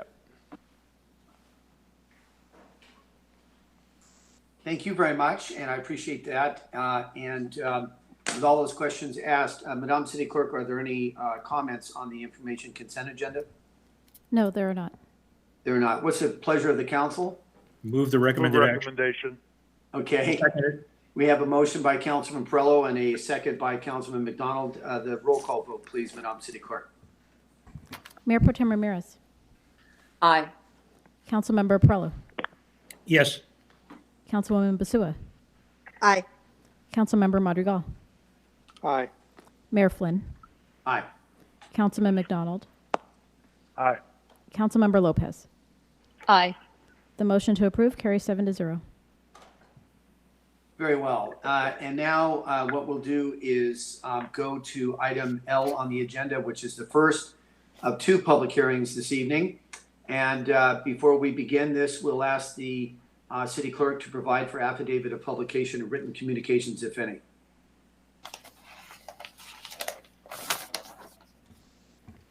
Thank you, Mayor. There was a legal notice for the original public hearing on this item, which was held on February the 4th, and it was noticed in Vita newspaper on January the 23rd. Thank you very much. And this is under the Community Development Department. The subject, Rio Urbana Development Project, request for reapproval of planning and zoning permit number 17-610-01, annexation to include local agency formation commission, LAFCO, requested language. The project consists of a 15,000 square foot office building and 167 for sale residential units over 9 individual buildings. Filed by Rio School District, 2500 East Vineyard Avenue in Oxnard, and the Pacific Companies, 430 East State Street, Suite 100, Eagle, Idaho. The recommendation that the City Council adopt a resolution amending resolution number 15,299 to include LAFCO, requested language, and instruct staff to submit an application to the Ventura County LAFCO for reorganization that includes annexation of the parcel located at 2714 East Vineyard Avenue, APN number 145-0-232-010, and adjoining Rio School Lane right-of-way, subject to approval of tax sharing agreement and certain findings and conditions. And we'll go ahead and have Mr. Lambert give his presentation. Mr. Lambert? Yes, Mr. Mayor, Jeff Lambert here, Community Development Director. Can you hear me? Yes. Yes. Great. So I will make this relatively brief and short. This is really a redo of an action that the council took back in February. So if the clerk can go to the second slide. So in February, the council took action to approve the project, including initiation of the annexation through the local area formation commission. That happened on February 4th. On February 25th, we provided that action to the executive director of LAFCO. He provided feedback that there were several components of that resolution that needed to be adjusted to meet the requirements of LAFCO. Next slide.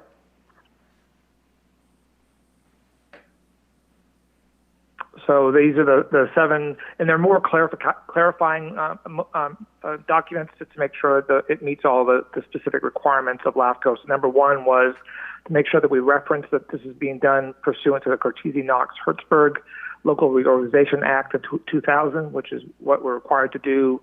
Second one is that the reorganization includes annexations to the city and Caligas Municipal Water District and detachments from Ventura County Resource Conservation District, the Ventura County Fire Protection District, and the County Service Area number 32. Also that the reorganization is consistent with the Oxnard and Caligas Water District sphere of influence, and make that note. The annexation is consistent with the guidelines for orderly development, that the annexation includes proposed terms and conditions appropriate to LAFCO rules, and that affirming the reorganization will not result in new significant environmental impacts, and then revising the reorganization map to meet the LAFCO standards. So basically, these are cleanup items to make sure that we meet the expectations of the LAFCO Commission Executive Director. So when we submit the application to LAFCO, the Executive Director can deem it complete and process it through their normal process. Next slide.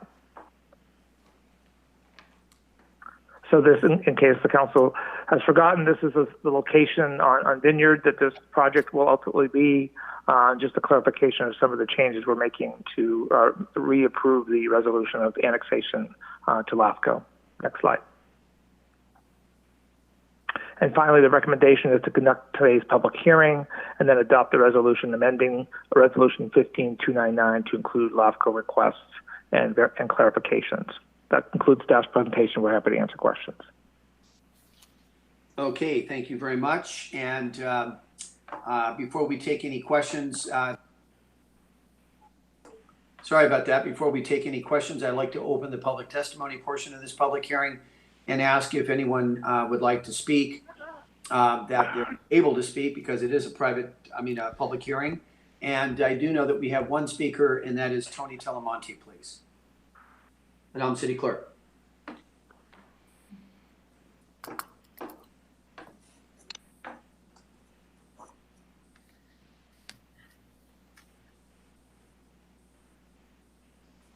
Madam City Clerk? Oh, good. Okay.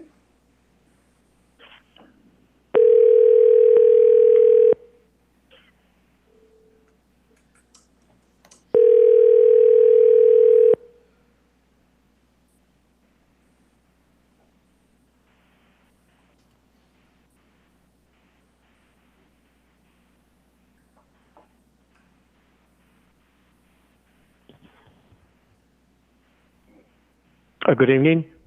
Good evening, Mr. Telemonte. This is Tim Flynn with the Mayor of the City Council or City of Oxnard. And we're on the public hearing item that you desire to speak. You have 3 minutes, sir. Thank you very much for the call, Mayor Pro Tem and council members. We really appreciate you listening to this item this evening.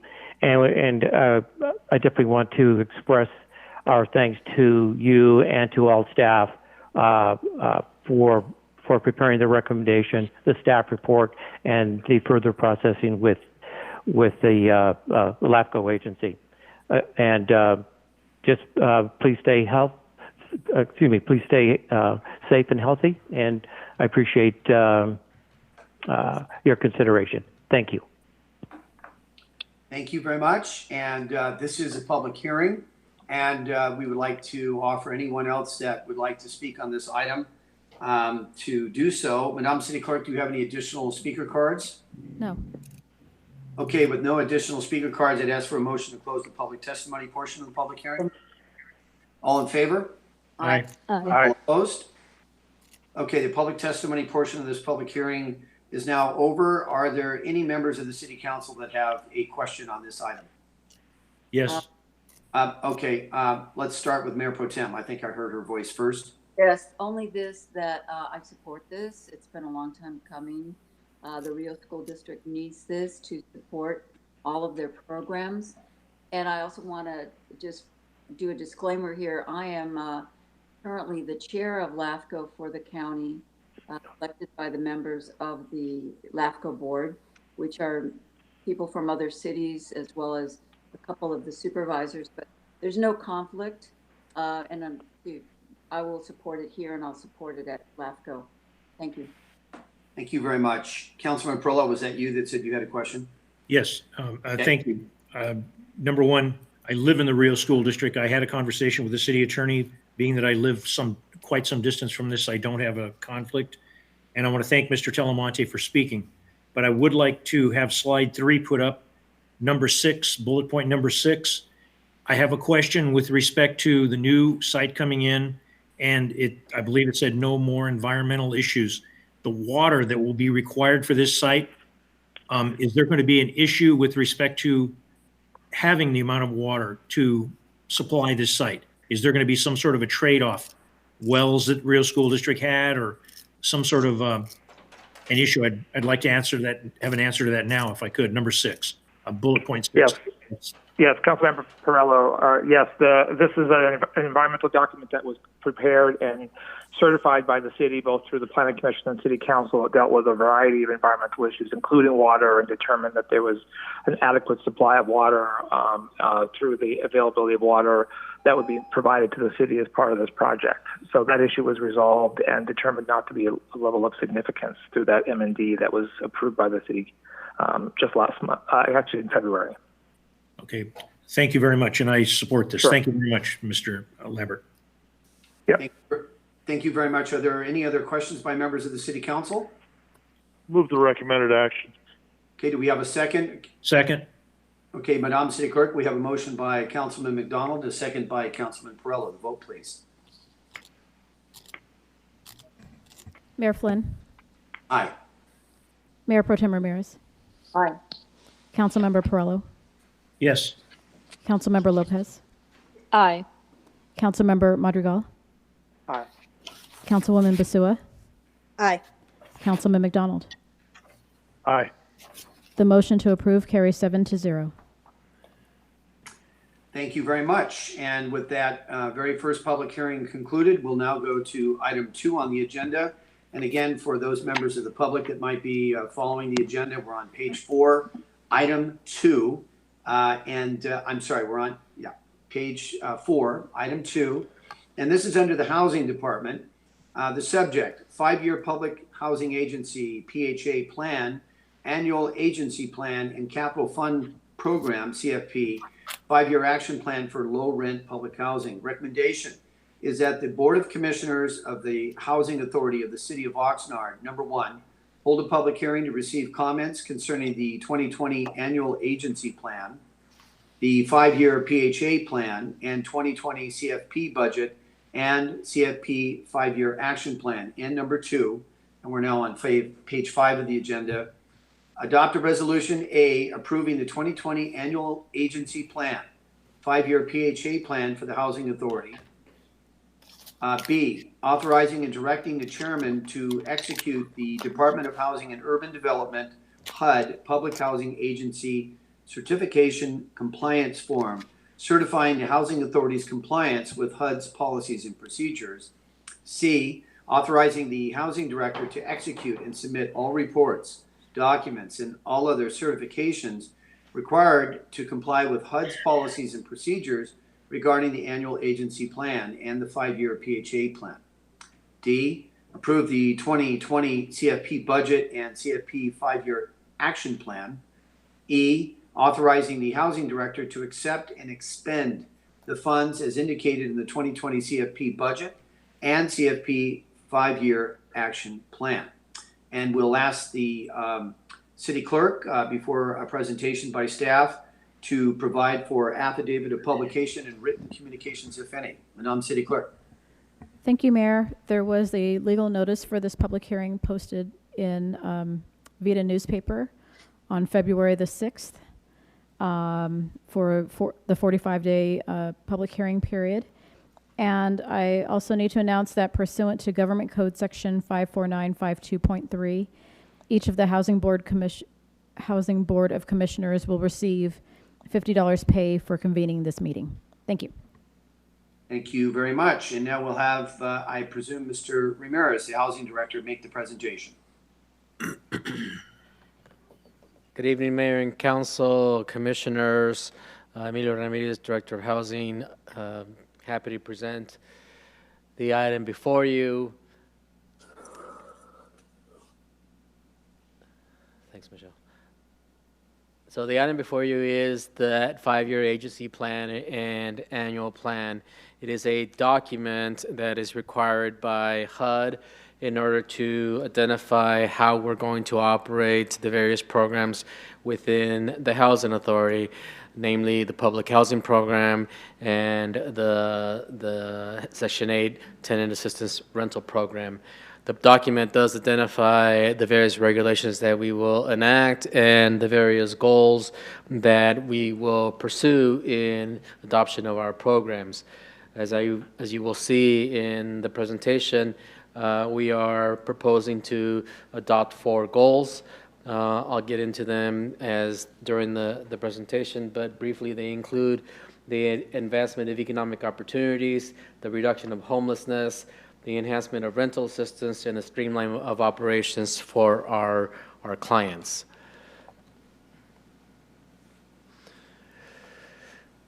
There's a lot of text on this slide. I'm sorry. The agency plan provides a description of how the Housing Authority's basic regulations, requirements, and operational programs will be undertook in its policies.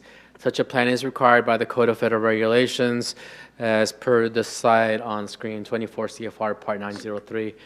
It serves as our guiding document that identifies the regulations that we will pursue in the enactment of the various programs that the Housing Authority operates, but it also serves as the application to the capital fund grants. That's the grant that allows us for the maintenance of our public housing throughout the city. The plan is due to HUD within 75 days prior to the start of the fiscal year, or the middle of April 16th in this case. This is a public hearing. We're asking you to consider the plan, make amendments to it, adopt resolutions authorizing us to submit this plan to HUD before the 16th of April. There was a variety of process that we did undertake relative to the production of the plan, including meetings with our resident advisory board, our tenants, included on the 18th of February, and through the April 3rd is a public comment period where the plan in its complete form has been made available to the public and to our residents. As I said, we did enact or propose 4 goals that we are looking to achieve in the implementation of this plan, including the administrative plan for the Section 8 program and the ACOP for the public housing sites. So one of them is the advancement of economic opportunities. We are looking to expand the supply of assisted housing, but we're looking to be able to expand how we offer these economic opportunities, including the application of additional vouchers, different kinds of vouchers, new vouchers, the development of additional rental housing, not just public housing, the decrease in the public housing vacancy rate, and the increase in the utilization of the housing assistance, and a creation of a housing navigation team, which we've actually already started and has produced a significant amount of success already. We also want to expand the family self-sufficiency program. We need to increase the program participation amongst our clients, Section 8 public housing. We want to add job training programs and educational programs to that self-sufficiency program. We want to expand our level of partnerships with employers, with service providers, with education providers, Oxnard College, for example, the school district, et cetera. We need to revamp our method of outreaching to our own clients, some 3,000 clients that we serve, and to increase the progress of meetings with our program participants. We just need to be more active, more engaged in the participants of our self-sufficiency program. We're also looking to expand the resident services programs that we have. Most of it operating now the multi-service center in Colonia, but we do want to make sure that we have a better coordination with our resident services program and our family self-sufficiency programs I just described. We want to improve the engagement of our resident advisory boards and being able to provide more services to the public housing sites throughout the city and not just focus within the multi-service center or the areas that have the opportunities. We do quite a bit of work at the Squire sites, quite a bit of work at the senior sites. We want to be able to expand this throughout the city. Second goal is to reduce homelessness. And we think that a housing authority, not just the city housing department and the various city agencies that are engaged in homeless services, but we think that a housing authority has a big role to play in the reduction of homelessness.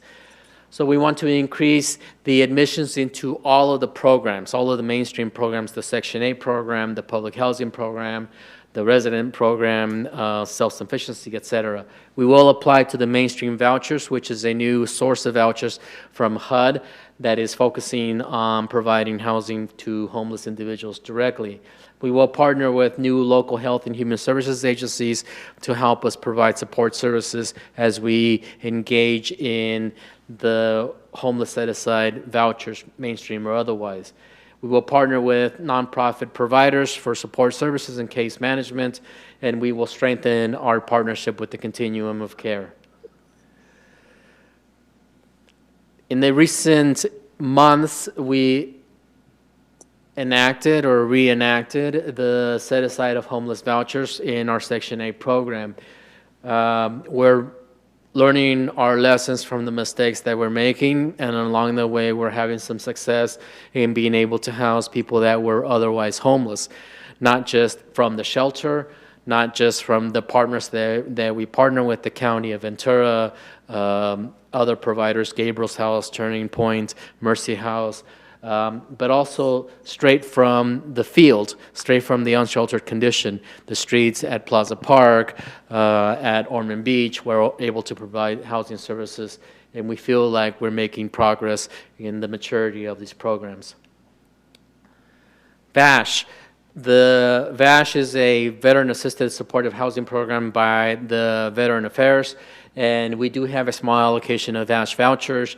We've been not using them very well, but we've just started to increase our success in using the VASH vouchers, and we are going to apply for a new allocation coming in the coming year. As you already know, the City of Oxnard, the Housing Department, the community is working on building, developing a new navigation center for the City of Oxnard. Right now we're proposing that navigation center at the corner of 2nd and B in downtown. And we think that the Housing Authority should be a partner in the production of that navigation center. And so in that partnership, we're going to include permanent supportive housing as a part of the mixed-use development of that navigation center. And that permanent supportive housing will have project-based vouchers attached to it, which is the mainstream vouchers that we will be applying to. So we will be partnering in the street outreach, in the case management, and the production of those supportive housing units. We want to enhance the rental assistance. Mostly this means being able to use the vouchers in a more expedient way than the way that we're doing that now. But we also need to be able to expand or offer an increased level of service in our public housing sites. And partially that means increasing the value of our portfolio, not just because they need to be good public housing sites, but they need to be quality, affordable housing sites. And so we've made changes in our team already. We've merged the capital fund team with the maintenance team to be able to provide for investment and not just maintenance, which we think is important. We want to transition from public housing units to unmet capital needs for affordable housing development. So we are going to work on providing more opportunities for rental assistance. We're going to streamline operations. We do have a fairly bureaucratic process that we have to follow when we comply with HUD regulations. And for that matter, the Housing Authority is an amazing bureaucracy in and of itself. And so we are going to try to reduce any of the administrative burden. We're going to apply to moving to work, which allows us to streamline operations. We're going to make changes in the recertification process to allow us to do that online versus in person. We're going to create consistent forms. It's amazing that in 2020 we still have forms that are not the same. They look different depending on which staff is working on them. So we're going to make changes like that. I think the most important thing of all of the goals is that we are going to make a concerted effort to improve customer service across the agency. We've heard that we need customer service improvement for landlords, for tenants, for public housing, for maintenance, everywhere. And so we're going to do that. I've just assigned a team that is going to produce a plan. We've applied to HUD for technical assistance in production of a better customer service program. They just approved an internal grant that would pay for that technical assistance. So we are going to make a concerted effort to be better responsive to our landlord clients, to our tenant clients, to our public housing stakeholders. These proposed changes, while significant in the way that we address them, they do not rise to the level of significant changes, and therefore we are presenting the administrative plan as already a subject to public comment. We have not yet received any public comments during the public comment period that ended on the 3rd of April. We're hoping that we will receive comments from the council as a result of this public hearing, and then make those changes and submit the plan next week. We're also seeking an approval of the capital fund program. The capital fund grant provides funding for capital improvements to the public housing assets, including the variety of efforts that we need to make the maintenance of those sites continue to work. The 2020 grant amount request is $2.1 million, $2.17 million. And the resolution, one of the was that we're asking you to adopt, approves the capital fund program 5-year action plan, and it also approves the annual agency plan, the 5-year PHA plan, and the capital fund budget. That's the presentation. I'm happy to answer any questions that you may have. Thank you very much. And before we take any questions, I will say this is a public hearing, and anyone here or anyone that would like to speak on this public hearing item is entitled to speak. So I'd like to open up the public testimony portion of the public hearing and ask the city clerk if there are any speaker cards that have been submitted for this item. No, Mayor. Okay, let me just one last chance, and I don't know if it's anyone's in the council chambers. I can't see that now. So one last chance to speak on this. This is a public hearing. You have a right to speak. And if no one else would like to speak, I'd ask for a motion to close the public testimony portion of this public hearing. All in favor? Aye. Aye. I'm sorry, I asked for a motion first. A motion? Okay, all right. We have a motion by Mayor Pro Tem. All in favor? Aye. Aye. All opposed? All right, the public testimony portion of this public hearing is now closed. And now we'll go to individual council member comments. We'll start with Mayor Pro Tem. Thank you. This looks very comprehensive. That's great. 2 questions.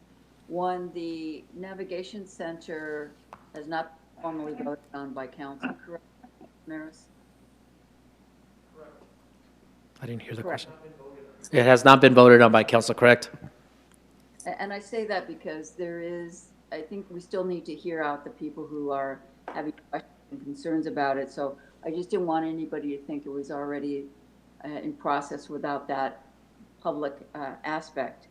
And then secondly, one of the features of this pandemic is that some of our nonprofits that the community really relies on are in trouble because they've lost their funding sources. They depend on fundraising. People are short of funds. So I think that's something we need to get the word out to, that the nonprofits that work with folks who need all of the services we just discussed, especially the homeless, are potentially eligible for some of those business loans that the Economic Development Collaborative can let people know about. So that's one leg of the program that whatever we can do as a city to support their continued survival is going to be critical for them, because we can't do it all by ourselves. So those are the 2 comments. Other than that, I do support it, and thank you for the work. Thank you very much. Thank you. Councilman McDonald. Thank you, Mr. Ramirez, for the report, and I support this action. Thank you very much. Let's see, Councilman Perrello. Thank you for the report. I just have a couple of questions. Well, a comment and a question. Number one, Mr. Ramirez, thank you. And your comment about the consistent forms, it is amazing. So thank you for getting that and planning to straighten it out. But the only question I have, normally we have 2 members, resident members, sit with the Housing Authority. Are they on board with this? Are they calling in? And that's my question. Do we need to have them on board to take this action? Councilman, this item is before the Board of Commissioners, and so yes, the commission as a whole needs to consider the item. One of the commissioners is in chambers now. Thank you very much.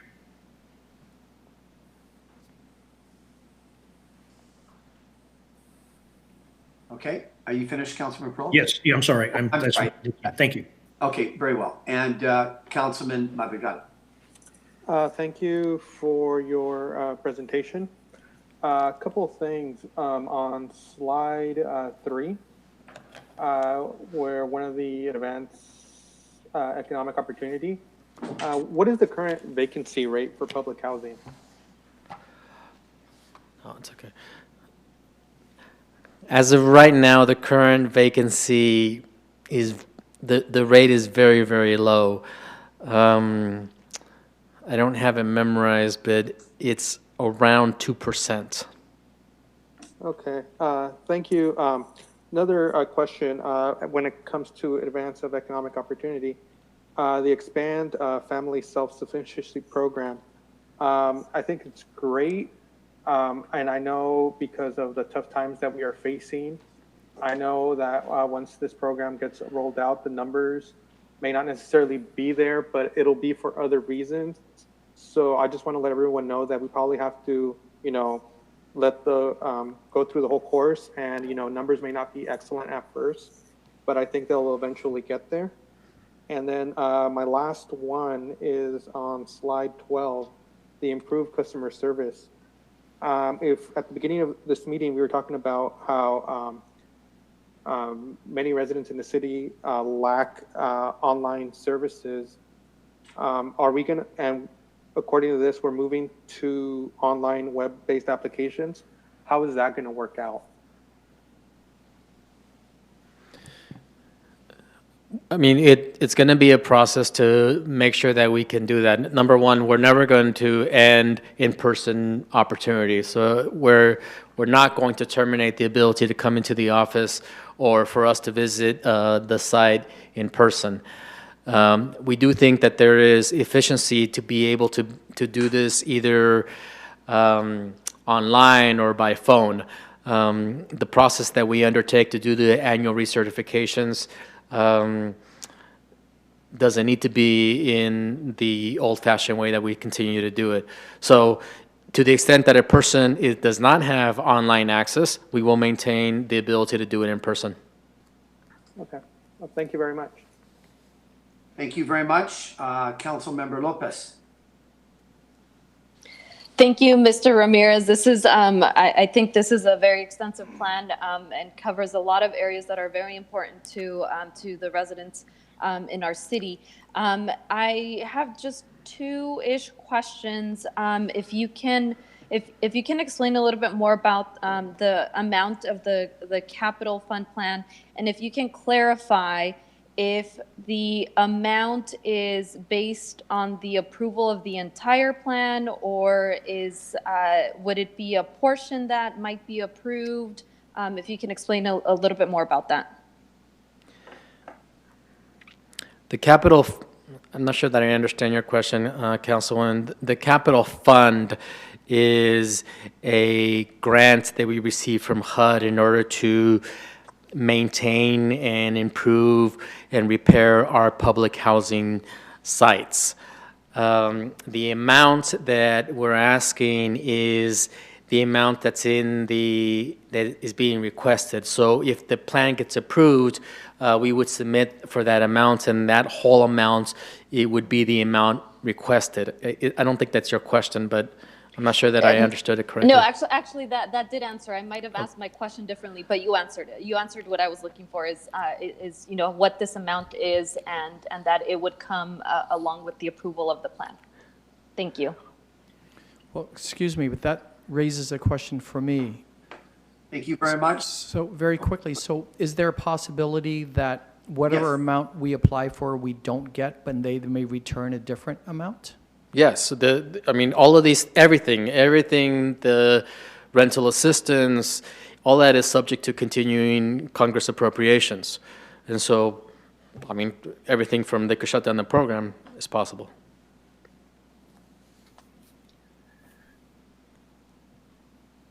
Okay. Councilwoman Basua. Hi, thank you, Mr. Ramirez, for your presentation. I do have a few concerns in regards to the whole package.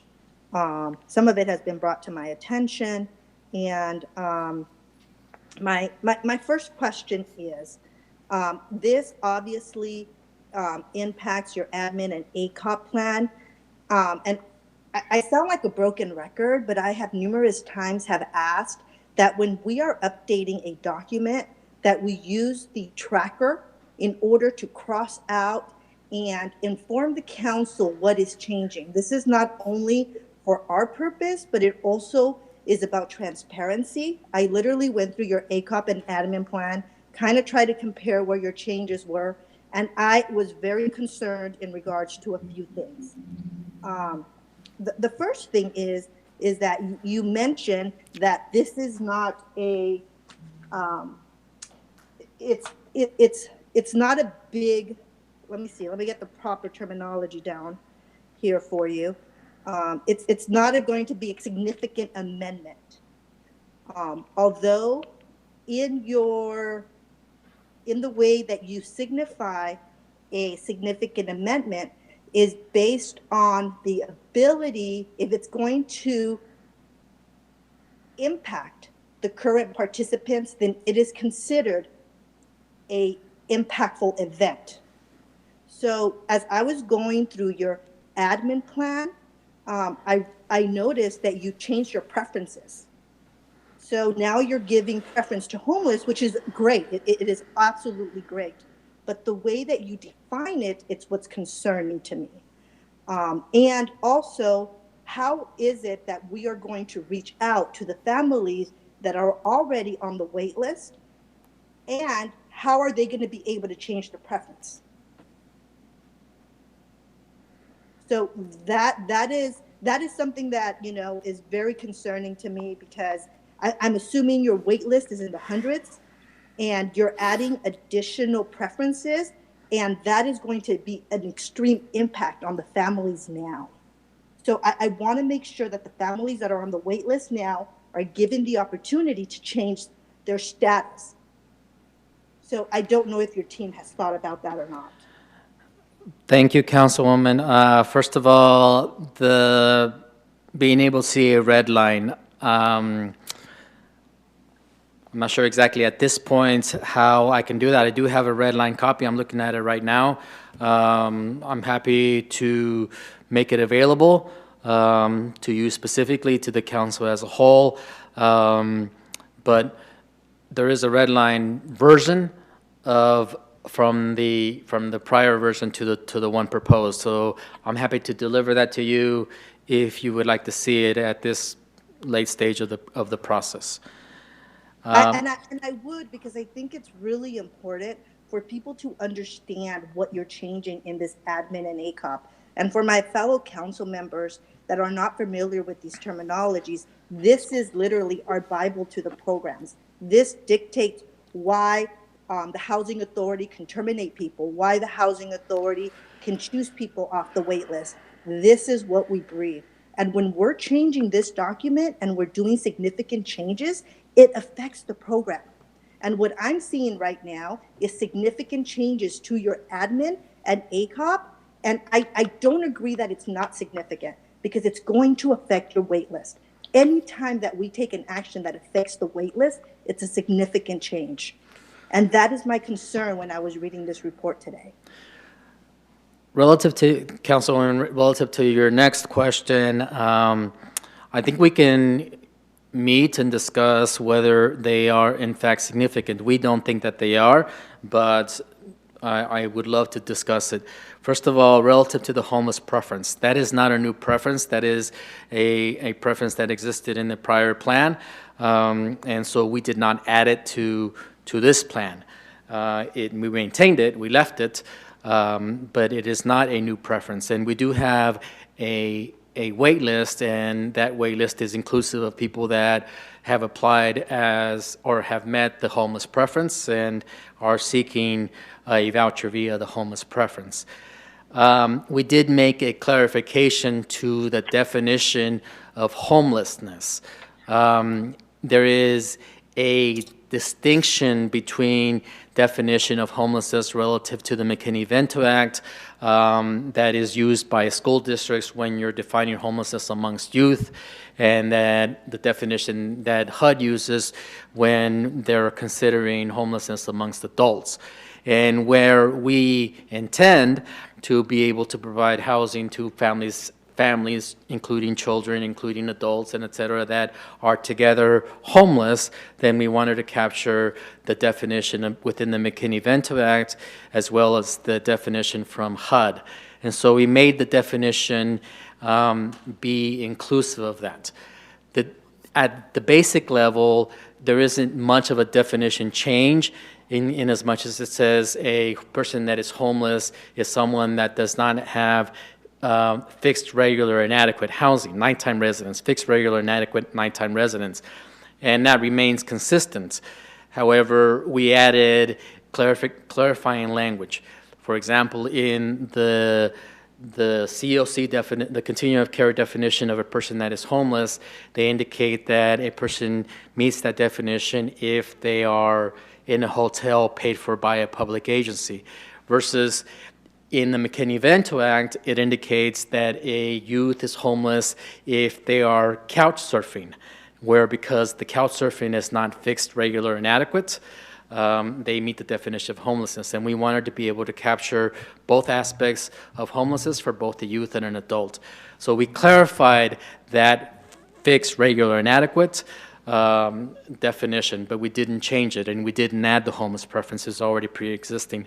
But I'm happy to discuss the whole of the document or the plan in detail and review, what needs to change or what is significant or otherwise.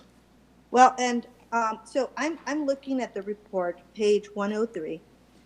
The form, obviously, HUD tells us that we need to, as an agency, clarify what, as an agency, is a significant amendment or modification. And I'm reading this off your application, and this is something that was written by your staff or yourself, not sure. But Oxnard has determined that any amendment to policies that are discriminatory in nature of the various admission and continued occupancy policy or administrative plan components or elements that would materially alert a provision of the plan or have a significant impact on the status of program participants. Now, that is what you have determined is a significant amendment or modification. Now, if I go back to your new homeless definition, is basically, and what you just explained, like with the school district, and you kind of said it was couched, I'm not quite sure what the terminology you used, but I know exactly what you're saying. You're basically saying that if we have two families living in a home, they are considered homeless because they are sharing space. And I can tell you, based on the wait list preference, almost 90% of the families that HUD assist are sharing residence. So that would actually allow them to change their preference to homeless. So, and it's not that I'm saying to change that preference. My concern is more for the people on the wait list that will now be affected by this change. How are we going to get this information out to them and allow them to change their preference now? Councilwoman, that is not the intent of that change. So if we misstated the intent, then we can amend it per the comments we are receiving right now. So the intent is to clarify the condition under which a person does not have fixed, adequate, and regular nighttime residence. So in a scenario by which there are, I don't know, two families living in a house, and those two families have an expectation that are going to be able to stay there long term. They're never going to, they don't have to live, they don't have to, et cetera. Then there is a potential that is still fixed, regular, and adequate nighttime residence. As opposed to a scenario where a person is couch surfing, and this is what we intended to capture, where the definition of homelessness has not changed and is still fixed, regular, and adequate nighttime resident. If you have a youth that, for example, is homeless, can't stay at their house, they were kicked out by their parents, let's say, and today they sleep at this friend's house and tomorrow they sleep at the other friend's house, and etc. That's couch surfing, and that is not fixed and regular. And so we're trying to capture that distinction. But we are not intending on defining a family that is overcrowded as homeless. That we're not intending to go that far. And if we did make that mistake to going that far, then I can correct that based on comment that we're receiving right now. Yes, and I believe you went that far. Couch surfing, which, I totally understand, and you are correct. We're talking about a minor that has been kicked out and is now living with aunt and uncle. That, in terms of the school district, that means that student is homeless. But we will never assist somebody underage unless they're awarded by the court and they're seen as an adult. In this case, the way that your team worded this preference, it appears, and it's very clear, that families that are living, two families that are living in one home, or maybe even three, are now considered homeless. And if that's the case, and if that's the wish of the housing authority to go that route, I'm okay with that.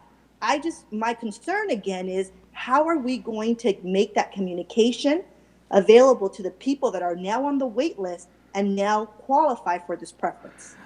Thank you, Council. I do think that we can talk about this. First of all, I wrote the definition, so that's completely my fault.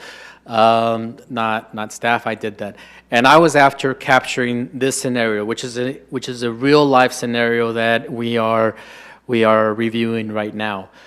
I have a client. She's 22 years old, and she has a 6-year-old daughter. And that client and daughter, the 22-year-old person and the 6-year-old daughter, are not able to stay with her parents. And what happens is that most of the time, or half of the time, she sleeps in the car, and some of the time she sleeps at a parent's house. And so she's couch surfing in that regard. And so we were trying to capture that scenario. I'm happy to talk about this in person or privately with you so we can make the correct changes. Okay, thank you. Thank you very much. Mayor? Yes. Yes, I really appreciate this discussion. This has been extremely enlightening to me. And with the utmost respect for Ms. Basua and her professional background, her job, and everything else, I personally think the questions that have been asked need to be addressed, because if we have a discussion one-on-one with a council member and the housing director, and I respect his work, I respect Mr. Ramirez's work, the other 6 of us will not know what that discussion took place. Is there an extreme time sensitiveness on this getting proved tonight? If not, I think this needs to be clarified. The questions that were addressed, a comment about a red line, I don't have that document. And the questions that Ms. Basua has brought up, I think need to be addressed at a future meeting. I don't know if the city manager wants to weigh in or. Well, at this point, we still have time. I'm thinking we can work this out now. And I also appreciate the conversation going back and forth. So let's try to resolve this. I do want to chime in regarding the councilwoman's concern, because I haven't heard a clear answer. How does this impact people who are currently on the waiting list, and how are we going to communicate to them what that impact is and what options they have? It sounds as if it's going to bump in somebody from a list who thinks they have a position. If I think I'm number 42 in line, I may now be 78 or number 2. That's what it sounds like. And one council member being confused, I think this needs to be very much clarified. Now, correct me, Mr. Ramirez, if I'm wrong, but what I heard from Mr. Ramirez was that was not the intent. The intent was not to, add all these families into the preference. It was more of what he explained on his last comment, where he might have, a 20-some-year-old and a child living in a car. And that is, I think, is something that can be worded within the administrative plan in order to capture that population. But the way it's written now, it's really broad, and it just allows for a lot of chaos, because now, almost 95 to 97% of the people on the wait list, they now become a preference. So my understanding was that Mr. Ramirez is going to word it differently. Is that correct? I think that you're correct, Councilwoman. Let me try to address a couple of the questions from Councilman Perello and City Manager. Number one, we do not. If we were to draft the language correctly, and I can work with Councilwoman Basile to make sure that it gets done correctly, but if we were to draft it correctly, we do not think that it would be a significant change, because it will not have affected a person's status. It will not have meant that that their status all of a sudden becomes homeless or not. That's not the intent of it. The intent of it is to capture that scenario by which, in this case, that 22-year-old person and child are in effect couch surfing. That's what they're doing. They're couch surfing sometimes in this house and sometimes in the car. And so we were intending on capturing that scenario by which if we leave it in the chronic homeless condition, they may not qualify. And so we were looking to see, when we look at a person that is homeless, do we all believe that this person, this 22-year-old mother and daughter, are homeless? They're sleeping sometimes in the car and sometimes on the couch. We think yes. We think that that person is homeless. And we were trying to craft a definition such that it meets that practical condition. So we can take another shot at crafting it in a way that corrects the concern that Councilwoman Basile has mentioned. So this is Alex here. So Councilwoman Basua, so you pointed us all to page 103 of the report. And on that page, under the 5-year plan, it's section B.5. Let's review that again, and because I think what I'm hearing from you, Councilwoman, is that the definitions here are too broad, and you're concerned not now that the intent is clarified. Sounds to me like you're concerned about the effect. I think I'm sorry, Councilwoman, I don't mean to interrupt, but I think that it's not necessarily the definition on page 103, it's the definition of homelessness. And so if the definition of homelessness is as stated and provides that confusion that the Councilwoman is identifying, then it is significant, and it changes how we define significant on page 103. Our intent is for it not to be significant, and so we need to rewrite the definition of homelessness in a way that it is not significant. Am I correct, Councilwoman? I'm sorry.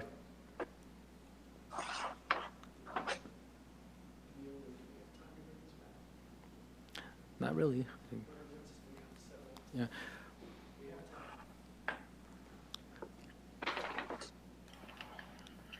Councilwoman Basua, did I get that right?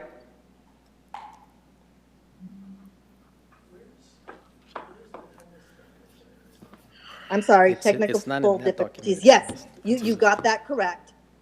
So what basically is going to happen is the definition for homelessness is going to be rewritten in order for it not to be a significant amendment.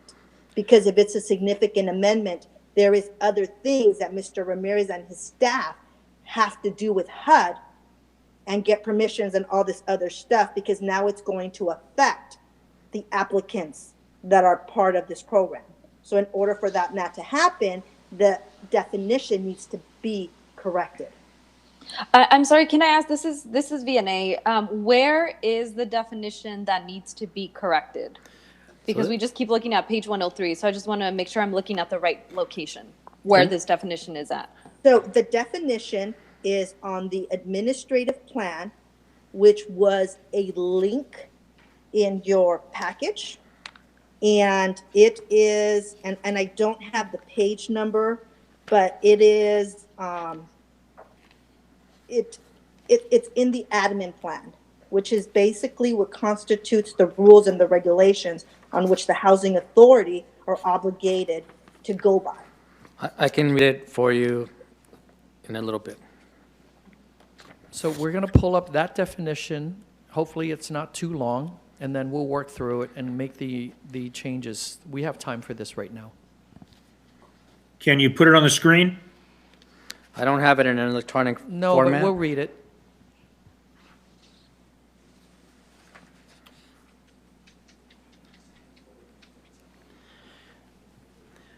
I can provide it after the fact, but I'm going to read it verbatim from the glossary. It says homeless. Homeless preferences intends to offer housing opportunities to all families, including single adults and families with or without children. Homelessness is defined as an individual or family who lacks fixed, regular, and adequate nighttime residence, including but not limited to. And then it gives a series of examples. A, a primary nighttime residence that is a public or private place not designated for or ordinarily used as a regular sleeping accommodation for human beings or not meant for human habitation. Or B, living in a publicly or privately operated shelter designated to provide temporary living arrangements, including congregate shelters, transitional housing, hotels and motels paid for by charitable organizations or by federal, state, and local governments. Or C, exiting an institution where he or she resided for 90 days or less and who resided in an emergency shelter or place not meant for human habitation immediately before entering that institution.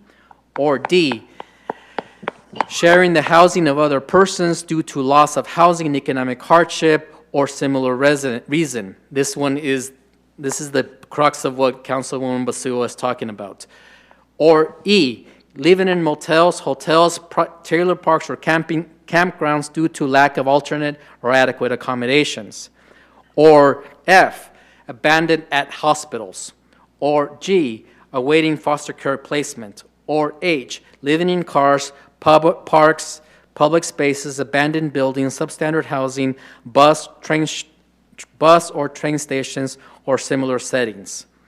Or, in the alternative, an individual or family who's fleeing or attempting to flee domestic violence, dating violence, sexual assault, stalking, or other dangerous or life-threatening conditions that relate to violence against the individual or family member.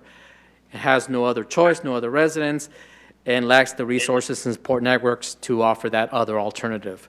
So that is the definition of homelessness. So the one I believe that Councilwoman Basua is focusing on is the example D, that says sharing the housing of other persons due to loss of economic housing or economic hardship or other similar reason. Therein lies the potential where an overcrowded scenario, you have two families living in one unit because both families can't afford to rent their own individual units. So that's the one I think that Councilwoman Basua is asking us to rewrite. Is that correct? That is correct. And, you know, if I'm correct, the way that it's going to be rewritten, it's going to be on the applicant's side on how they choose the applicant and the verifications that they're using. So it's not only that definition, but it's going to affect the other items within this plan.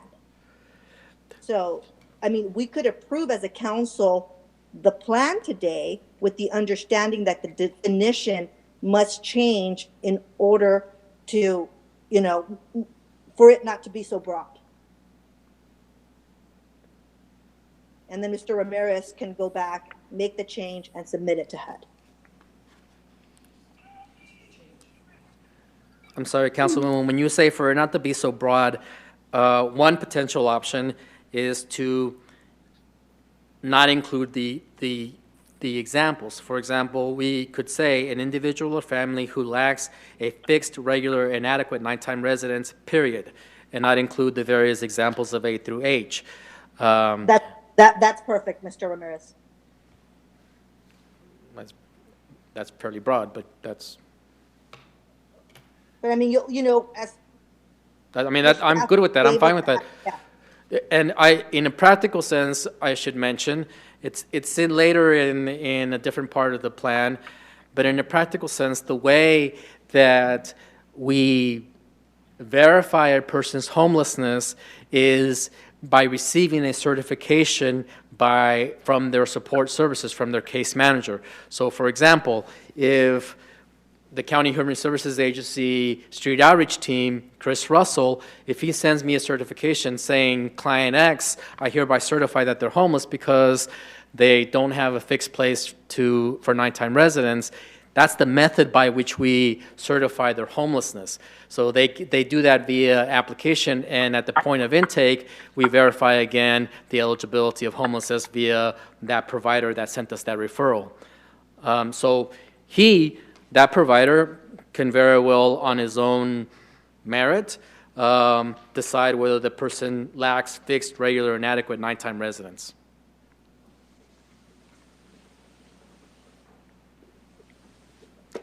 Okay. I'm good with that, yeah. Okay. Councilwoman Basua, have your issues been resolved in this Yes, regard? yes. Very well. Do you have any further comments or? No, thank you. Okay, thank you very much. I'd just like to say a few things about this plan. First and foremost, I'm on the agenda setting committee, and I'm remiss in my lack of understanding why this wasn't sent to the Housing and Economic Development Committee. And I apologize to the members of the City Council, because issues like these should be vetted on the committee level. And I think it's very important in the future that we make sure that happens. The second thing I'd like to say to our housing director is that, or ask him is, Mr. Ramirez, what percentage of Section 8 vouchers are devoted in the city of Oxnard to project-based, that are project-based vouchers? I know the limit's 20% with HUD, but what's that percentage with the city of Oxnard? I don't know what the current percentage is at this time, but the only project-based vouchers that we have is either at Las Cortes Development or at Ormond Beach Villas. So we are working on issuing new RFPs to provide project-based vouchers at the new potential proposed Navigation Center on 2nd and B and other sites that we would identify. Let me see if I can do some quick math. We have 76 at Ormond Beach, 200. I would say right now we're at about 8%. About 8%. Okay. What I'd like to say to my council colleagues is that I, for one, am a very strong proponent of project-based vouchers. And project-based vouchers, for the most part, then would be devoted to exactly what it implies, a project.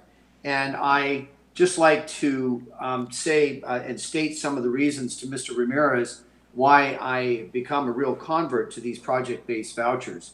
One of the objectives of the Section 8 program is to give people the freedom of choice of taking a voucher. Sometimes they live in a project-based voucher, and I think, Mr. Ramirez, you might be able to clarify maybe for the council really what the differences are between the project-based vouchers and those where people are able to take their voucher and take it anywhere. And one of the objectives of Section 8 is to make sure that a resident the hope is that a resident will move from a project-based voucher in some instances, and those are to a better situation. So maybe to a better neighborhood or to better living conditions and things of that nature. And part of the problem in the city of Oxnard is that there are not a lot of great alternatives for Section 8, those individuals that would like to take those vouchers and live in an upgraded area. And I'll just say, for an example, there's a housing development that's run by Mercy House, the corner of 5th and H Street, and that is Casa San Juan. And I don't know how many Section 8 vouchers are in that given project, but certainly there are some. And I would just ask my council colleagues who have all driven by that project to actually take a look at that project. And most people would never know that that is not even a affordable housing project. It's one of the most beautiful projects, I think, anywhere in Ventura County. And the standards, the living standards in those projects, those nonprofit run housing, and then I'll go later into the city partnerships with others. The living conditions there, one could argue, are very high, or much higher than many other areas where there's a concentration of Section 8 vouchers. And I'll just go ahead and give an example. Right down the street, on the other side of the church on 5th Street, is one of the highest concentrations of Section 8 vouchers in the city of Oxnard. And it is one of the most overcrowded, rundown areas of the whole city. And we can't attribute that to the Section 8 voucher program, but when we're talking about offering alternatives to residents that get these Section 8 vouchers, I really think that their best chances are with these project-based vouchers. And in fact, the Urban Institute did a study in 2010 and talked about this phenomena, that some of the newer developments happen to be project-based housing, And it's one of the reasons why residents choose not to leave. They want to go to those project-based housing developments because there are higher standards. And in particular, and this is what I'm really concerned about, Mr. Ramirez, there are support networks in project-based voucher buildings. And I'm concerned that with the Section 8 program, even though if it works the way it's supposed to work, I'm concerned that the kind of support that people need, they're just not getting. Even though that support might be available, I tend to think that it's more readily available in project-based voucher housing. And so what I'd like to say to my council colleagues, and had this come to the Housing and Economic Development Committee, it certainly would have been something we could have talked about further. But if we, whatever our percentage is, HUD currently allows 20% of all Section 8 vouchers. And Mr. Ramirez, we have about, is it 1,600 or is it now about 1,800 Section 8 vouchers? We have a total of 1,845 vouchers allocated to us.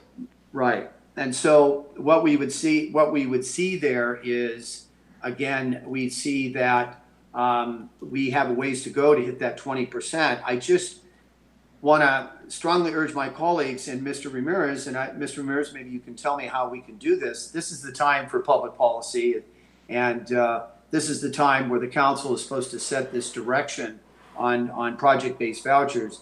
I would like to really propose that be a part of our goal setting, is that we can get to that 20%, which is allowed by HUD. So that's number one. And secondly, Mr. Ramirez, what I'm really concerned about is that in the time I've been a member of the council, and I say this each and every time this has come before me, I'm really concerned about what we are doing as a city to help people become more self-sufficient. And I know that there's a lot of really good debates about self-sufficiency. It's even been talked about with our city council, and that some studies indicate that it could take, between 10 and 20 years for someone to become self-sufficient. But at least, Mr. Ramirez, I have never, and never is an absolute term, and I've used that the last time this came up, I have never seen a report by anyone in housing that has actually talked about the very difficult and very challenging task of how are we helping people become more self-sufficient? How are we giving them the support, the tools that allow them to go from public assistance, in essence, to the open market? I'm not saying that we're not doing it. I'm not really aware extensively of what our efforts are. So I really want to make that as a goal, that self-sufficiency and or the kind of support that we're giving to people in public housing, that we're realizing that we are giving people a hand up. We are helping people through a variety of means to get to those objectives. And so, Mr. Ramirez, I wanted to ask you perhaps to comment on both, on the 20% goal, how we could formulate that with this discussion, and also the progress that your department has made with these self-sufficiency programs, and or just the help that we're offering residents in our own public housing projects as an example. Thank you, Mayor. First of all, let me state that I completely, totally, wholeheartedly agree with you on both points. So first, project-based vouchers. There is a limit, as you expressed, on the number of vouchers that we're allowed to project-base. That's largely based on the premise that the Section 8 program is intended to provide a housing choice and not limited to a specific unit. So there's a limit as to the number of units that we're allowed to project base. I think that project basing vouchers is a significant benefit in that it will help us to produce more affordable housing that we desperately need in the community. And in this case, specifically supportive housing that we need for people that are the very, very low income of our community. I don't know necessarily that project basing in and of itself creates the positive property management that you express. I think that has to do with a lot of other factors, including potentially, in some cases, that private landlords don't have the the contract requirements that a person receiving public subsidy, whether from home or from our inclusionary housing fund or otherwise, that require them to impose strong property management, i.e. the project for Mercy Housing, which does not have project-based vouchers in them, but does have contract provisions. So I do believe in project basing, and I can assure you that if we move forward on all of the developments that we're working on, including Las Cortes 2 and Colonia Village project that we're going to work on, and Second and B, and et cetera, we're going to get to 20% in the next 2 years easily. Regarding family self-sufficiency, I mean, despite that, I don't really like the term self-sufficiency, but I do agree with you that we need to work on improving the long-term stability of a household. Yes, it's great that we're providing housing via Section 8 rental assistance, but that the idea that that person remains poor the entire time they're on our program, I find a real problem with. And so I believe that part of our obligation is not just to provide housing, which is important, but also to move the needle on their status of poverty. And therein lies the various programs that we need to enact. And so in so doing, number one, I can definitely produce a report for you as to how many people have moved off to Section 8 and into other housing, and whether they fared better when they were off of Section 8 and into other housing. It's likely they just moved into cheaper housing. But I can do that. Along the way, what we are proposing is a couple of initiatives that can change how we enact our family self-sufficiency programs and our residency services. One of them is moving to work. Moving to work is an idea that we are allowed to streamline policies depending on the cohort that we apply to, in an effort to allow a person that will transition into a higher paying situation such that Section 8 will not be needed. In other words, graduate off of Section 8. So we're going to pursue that. That's part of the idea, part of the plan, and it's part of the goals that I mentioned. We also are going to make changes in our family self-sufficiency program. Right now, what we do is we do what I think a lot of every other housing authority does in family self-sufficiency. So we work with our clients, we help them to accomplish a better condition of living, i.e. pay off a car, pay off a credit card, et cetera. We do all of those things.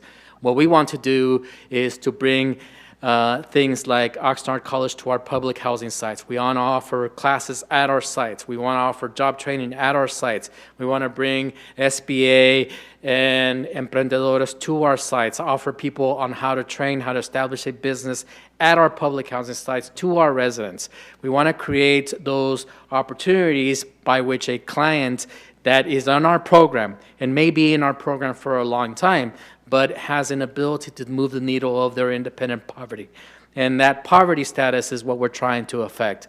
Therein lies the expansion of FSS for education programs, for job training programs, for business recruitment programs, for et cetera, along with the moving to work scenario. That's what we're after. I would love to hear your advice on how to make those things more robust. Thank you very much. And I think, you know, because here we are tonight, we're being asked to approve this plan. I think my suggestion would be that I know that Councilwoman Besua has actually recently switched from the Finance and Governance Committee to the Housing and Economic Development Committee, and I would invite, you know, that's a real opportunity to use her as a public policy maker, to use her administrative and staff experience in the city of Hueneme with our public policy making on the committee level. And so not only would I like to see it come back to the committee, I'd like to explore that further. What in fact are we doing? Because I can't say as a policymaker, I know that we're attempting to help residents in public housing. I understand that, and I know that there are efforts that have been made, but I have no idea how efficient we are in those efforts. I have no idea really how much of our budget is when even though it might come from the federal government, I have no idea how much money is devoted to helping people. And so while I would argue that housing people is the first, commission that we all have, that we're housing people that maybe otherwise could be homeless if they didn't have access to public housing. That the second job, therefore, would be, from my perspective, how are we helping them? How are we helping them realize either the American dream or better opportunities?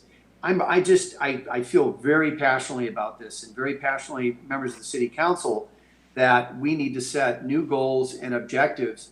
And I think sometimes I'll end by saying some are reluctant to embrace these because there's a viewpoint that poverty is a permanent condition, and that it is unsettling to think about having people in public housing. And if you really are kind of upping the game of expectations, that it's going to be disruptive, and it could be potentially disruptive for families.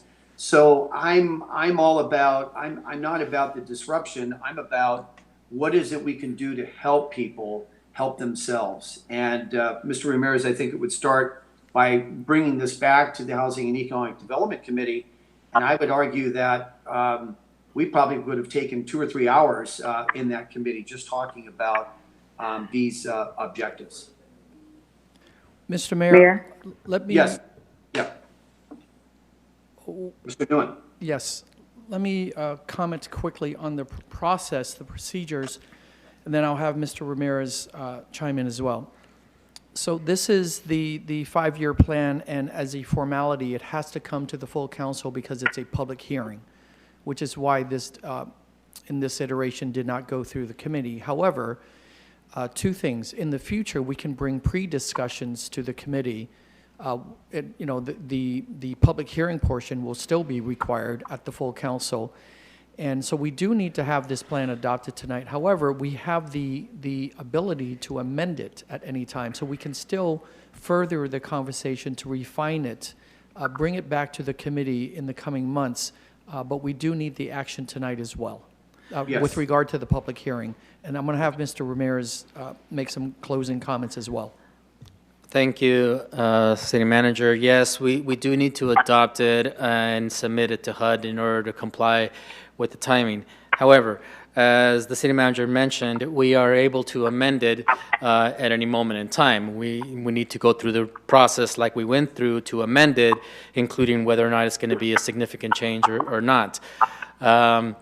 I am very encouraged by the desire to be engaged in this process, and I would very look forward to even a series of workshops with the Board of Commissioners or the council or a committee of the council or a committee of the commissioners to understand and how we want to run the housing authority, including inviting specifically Councilwoman Basua, who has special experience in this regard, to help us to review our program as a whole and turn it upside down and write a new one.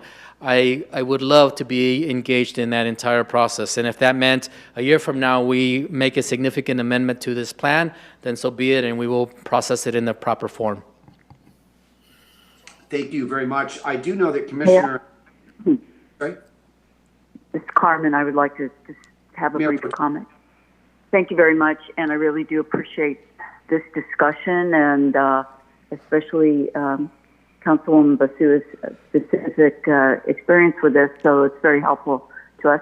But I would like to ask for information about who is in public housing, because I do know of people who are seniors who are disabled, and they're not going to be easily finding other places to live, and so what? And they're not going to go out and get great jobs or be able to buy homes. So I'd like us to recognize that that's really who public housing should ultimately be for when people don't have other choices. And other choices mean people have good jobs, good health, and education that gives them the training to get jobs that hopefully we will see in the future. Now we're in totally new environment. I think there's some opportunities there for different kinds of jobs, and I hope we're up to the task. So I will support this project and really do appreciate this item, and glad for the discussion. Thank you. Yes, and I know that Commissioner Andrade would like to speak. Commissioner Andrade? Yeah. Oh, Emilio, I wanna say thank you for your presentation, and thank you for the explain about the homeless. I say thank you and thank you for your staff. Thank you. Thank you, Commissioner. Thank you very much. What is the desire of the City Council? I'd like to make a comment, Mayor. Councilman Perillo. I appreciate this. I do. I agree, Mayor. This is an area that we receive funds from the federal government. They're separate from our funds for the most part, and the direction and how there is, but there's got to be some results shown. Bringing people, and I recall the first time sitting in that audience and bringing people and then talking about multi-generational families living in these homes, living in these assistants, and things going on. There's got to be some way of showing results. And one way, a quick way, Mayor, is something you've advocated for a long time. Parents have to start making these kids, and any kid, whether homeless, housing assistance, Section 8, private homes, you start paying attention to school, you start doing your schoolwork, you do something, you lift yourself up so that you can get in a better situation than your family may be in. In the process of getting in a better situation, you'll help the city, because there are a lot of people, myself included, that oftentimes wonder, where is the results? You've asked a good question. How many of these families that need help have we been able to help that they can move on to bigger and better things?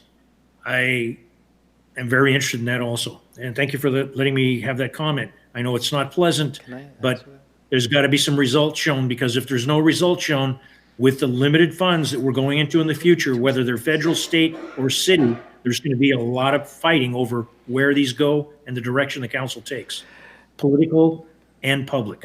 Thank you.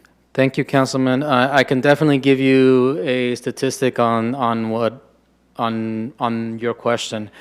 I can tell you that I believe that you're going to be pleasantly surprised that there is progress, including from the public housing or Section 8, including the person that is speaking at the podium right now. That happens amongst generation. So I believe that you're going to see that. And I know, Mr. Ramirez, in the one-on-one talk that we had for a couple of hours some time back, I was extremely impressed with your ability and your experience and what you can bring to the table. So I am looking forward to that discussion. Thank you. Thank you very much. What's the pleasure of the council on this item? I'll move the recommended action. Second. Okay, Madam City Clerk, we have a motion by Mayor Pro Tem, and we have a second by, I believe, Councilmember Lopez. Is that correct? Yes. Yes. The vote, please. Councilman McDonald? Aye. Councilmember Perillo? Yes. Councilmember Lopez? Aye. Mayor Flynn? Aye. Councilmember Madrigal? Aye. Mayor Pro Tem Ramirez? Aye. Councilwoman Basua? Aye. Commissioner Andrade? Yes. And I'm not sure, Commissioner Vega, are you on the line? No? Okay. So it looks like the motion carries 8-0. Thank you. Thank you very much. And did someone try to make a comment? Or? Okay. Mr. Mayor, I would like to say very quickly before you adjourn the meeting, I just want to thank everyone for your patience. I know we had a few technical glitches at the beginning. This phoning/video process is still a little bit awkward. It's strange here for us in the council chambers as well. But we'll get better at this, and hopefully we won't have to get used to it for too long. So thank you for your patience. Thank you very much. And before we adjourn this meeting, Councilman Perillo had requested that we adjourn this meeting in honor of Martin Jones. And I'll just make a few brief comments. I could have made those under council business. I had the privilege of working with Mr. Jones for many, many years. And although I didn't always agree with him on everything that he tried to do and maybe the way he tried to do it, the fact of the matter is that his heart was not only committed to the city of Oxnard, but most importantly, he was very committed to the democratic process. And so I was very sad to hear the news of his passing, but his memory will live on. And I was privy to many conversations with him, both individually and in public forums, and also some very very funny things that I saw happened working with him. So we will adjourn this meeting this evening in honor of Martin Jones. And I don't have my gavel, Mr. City Manager. That's one thing, or Madame City Clerk. So I'll take my my cup here and make the noise. This meeting is adjourned. Thank you.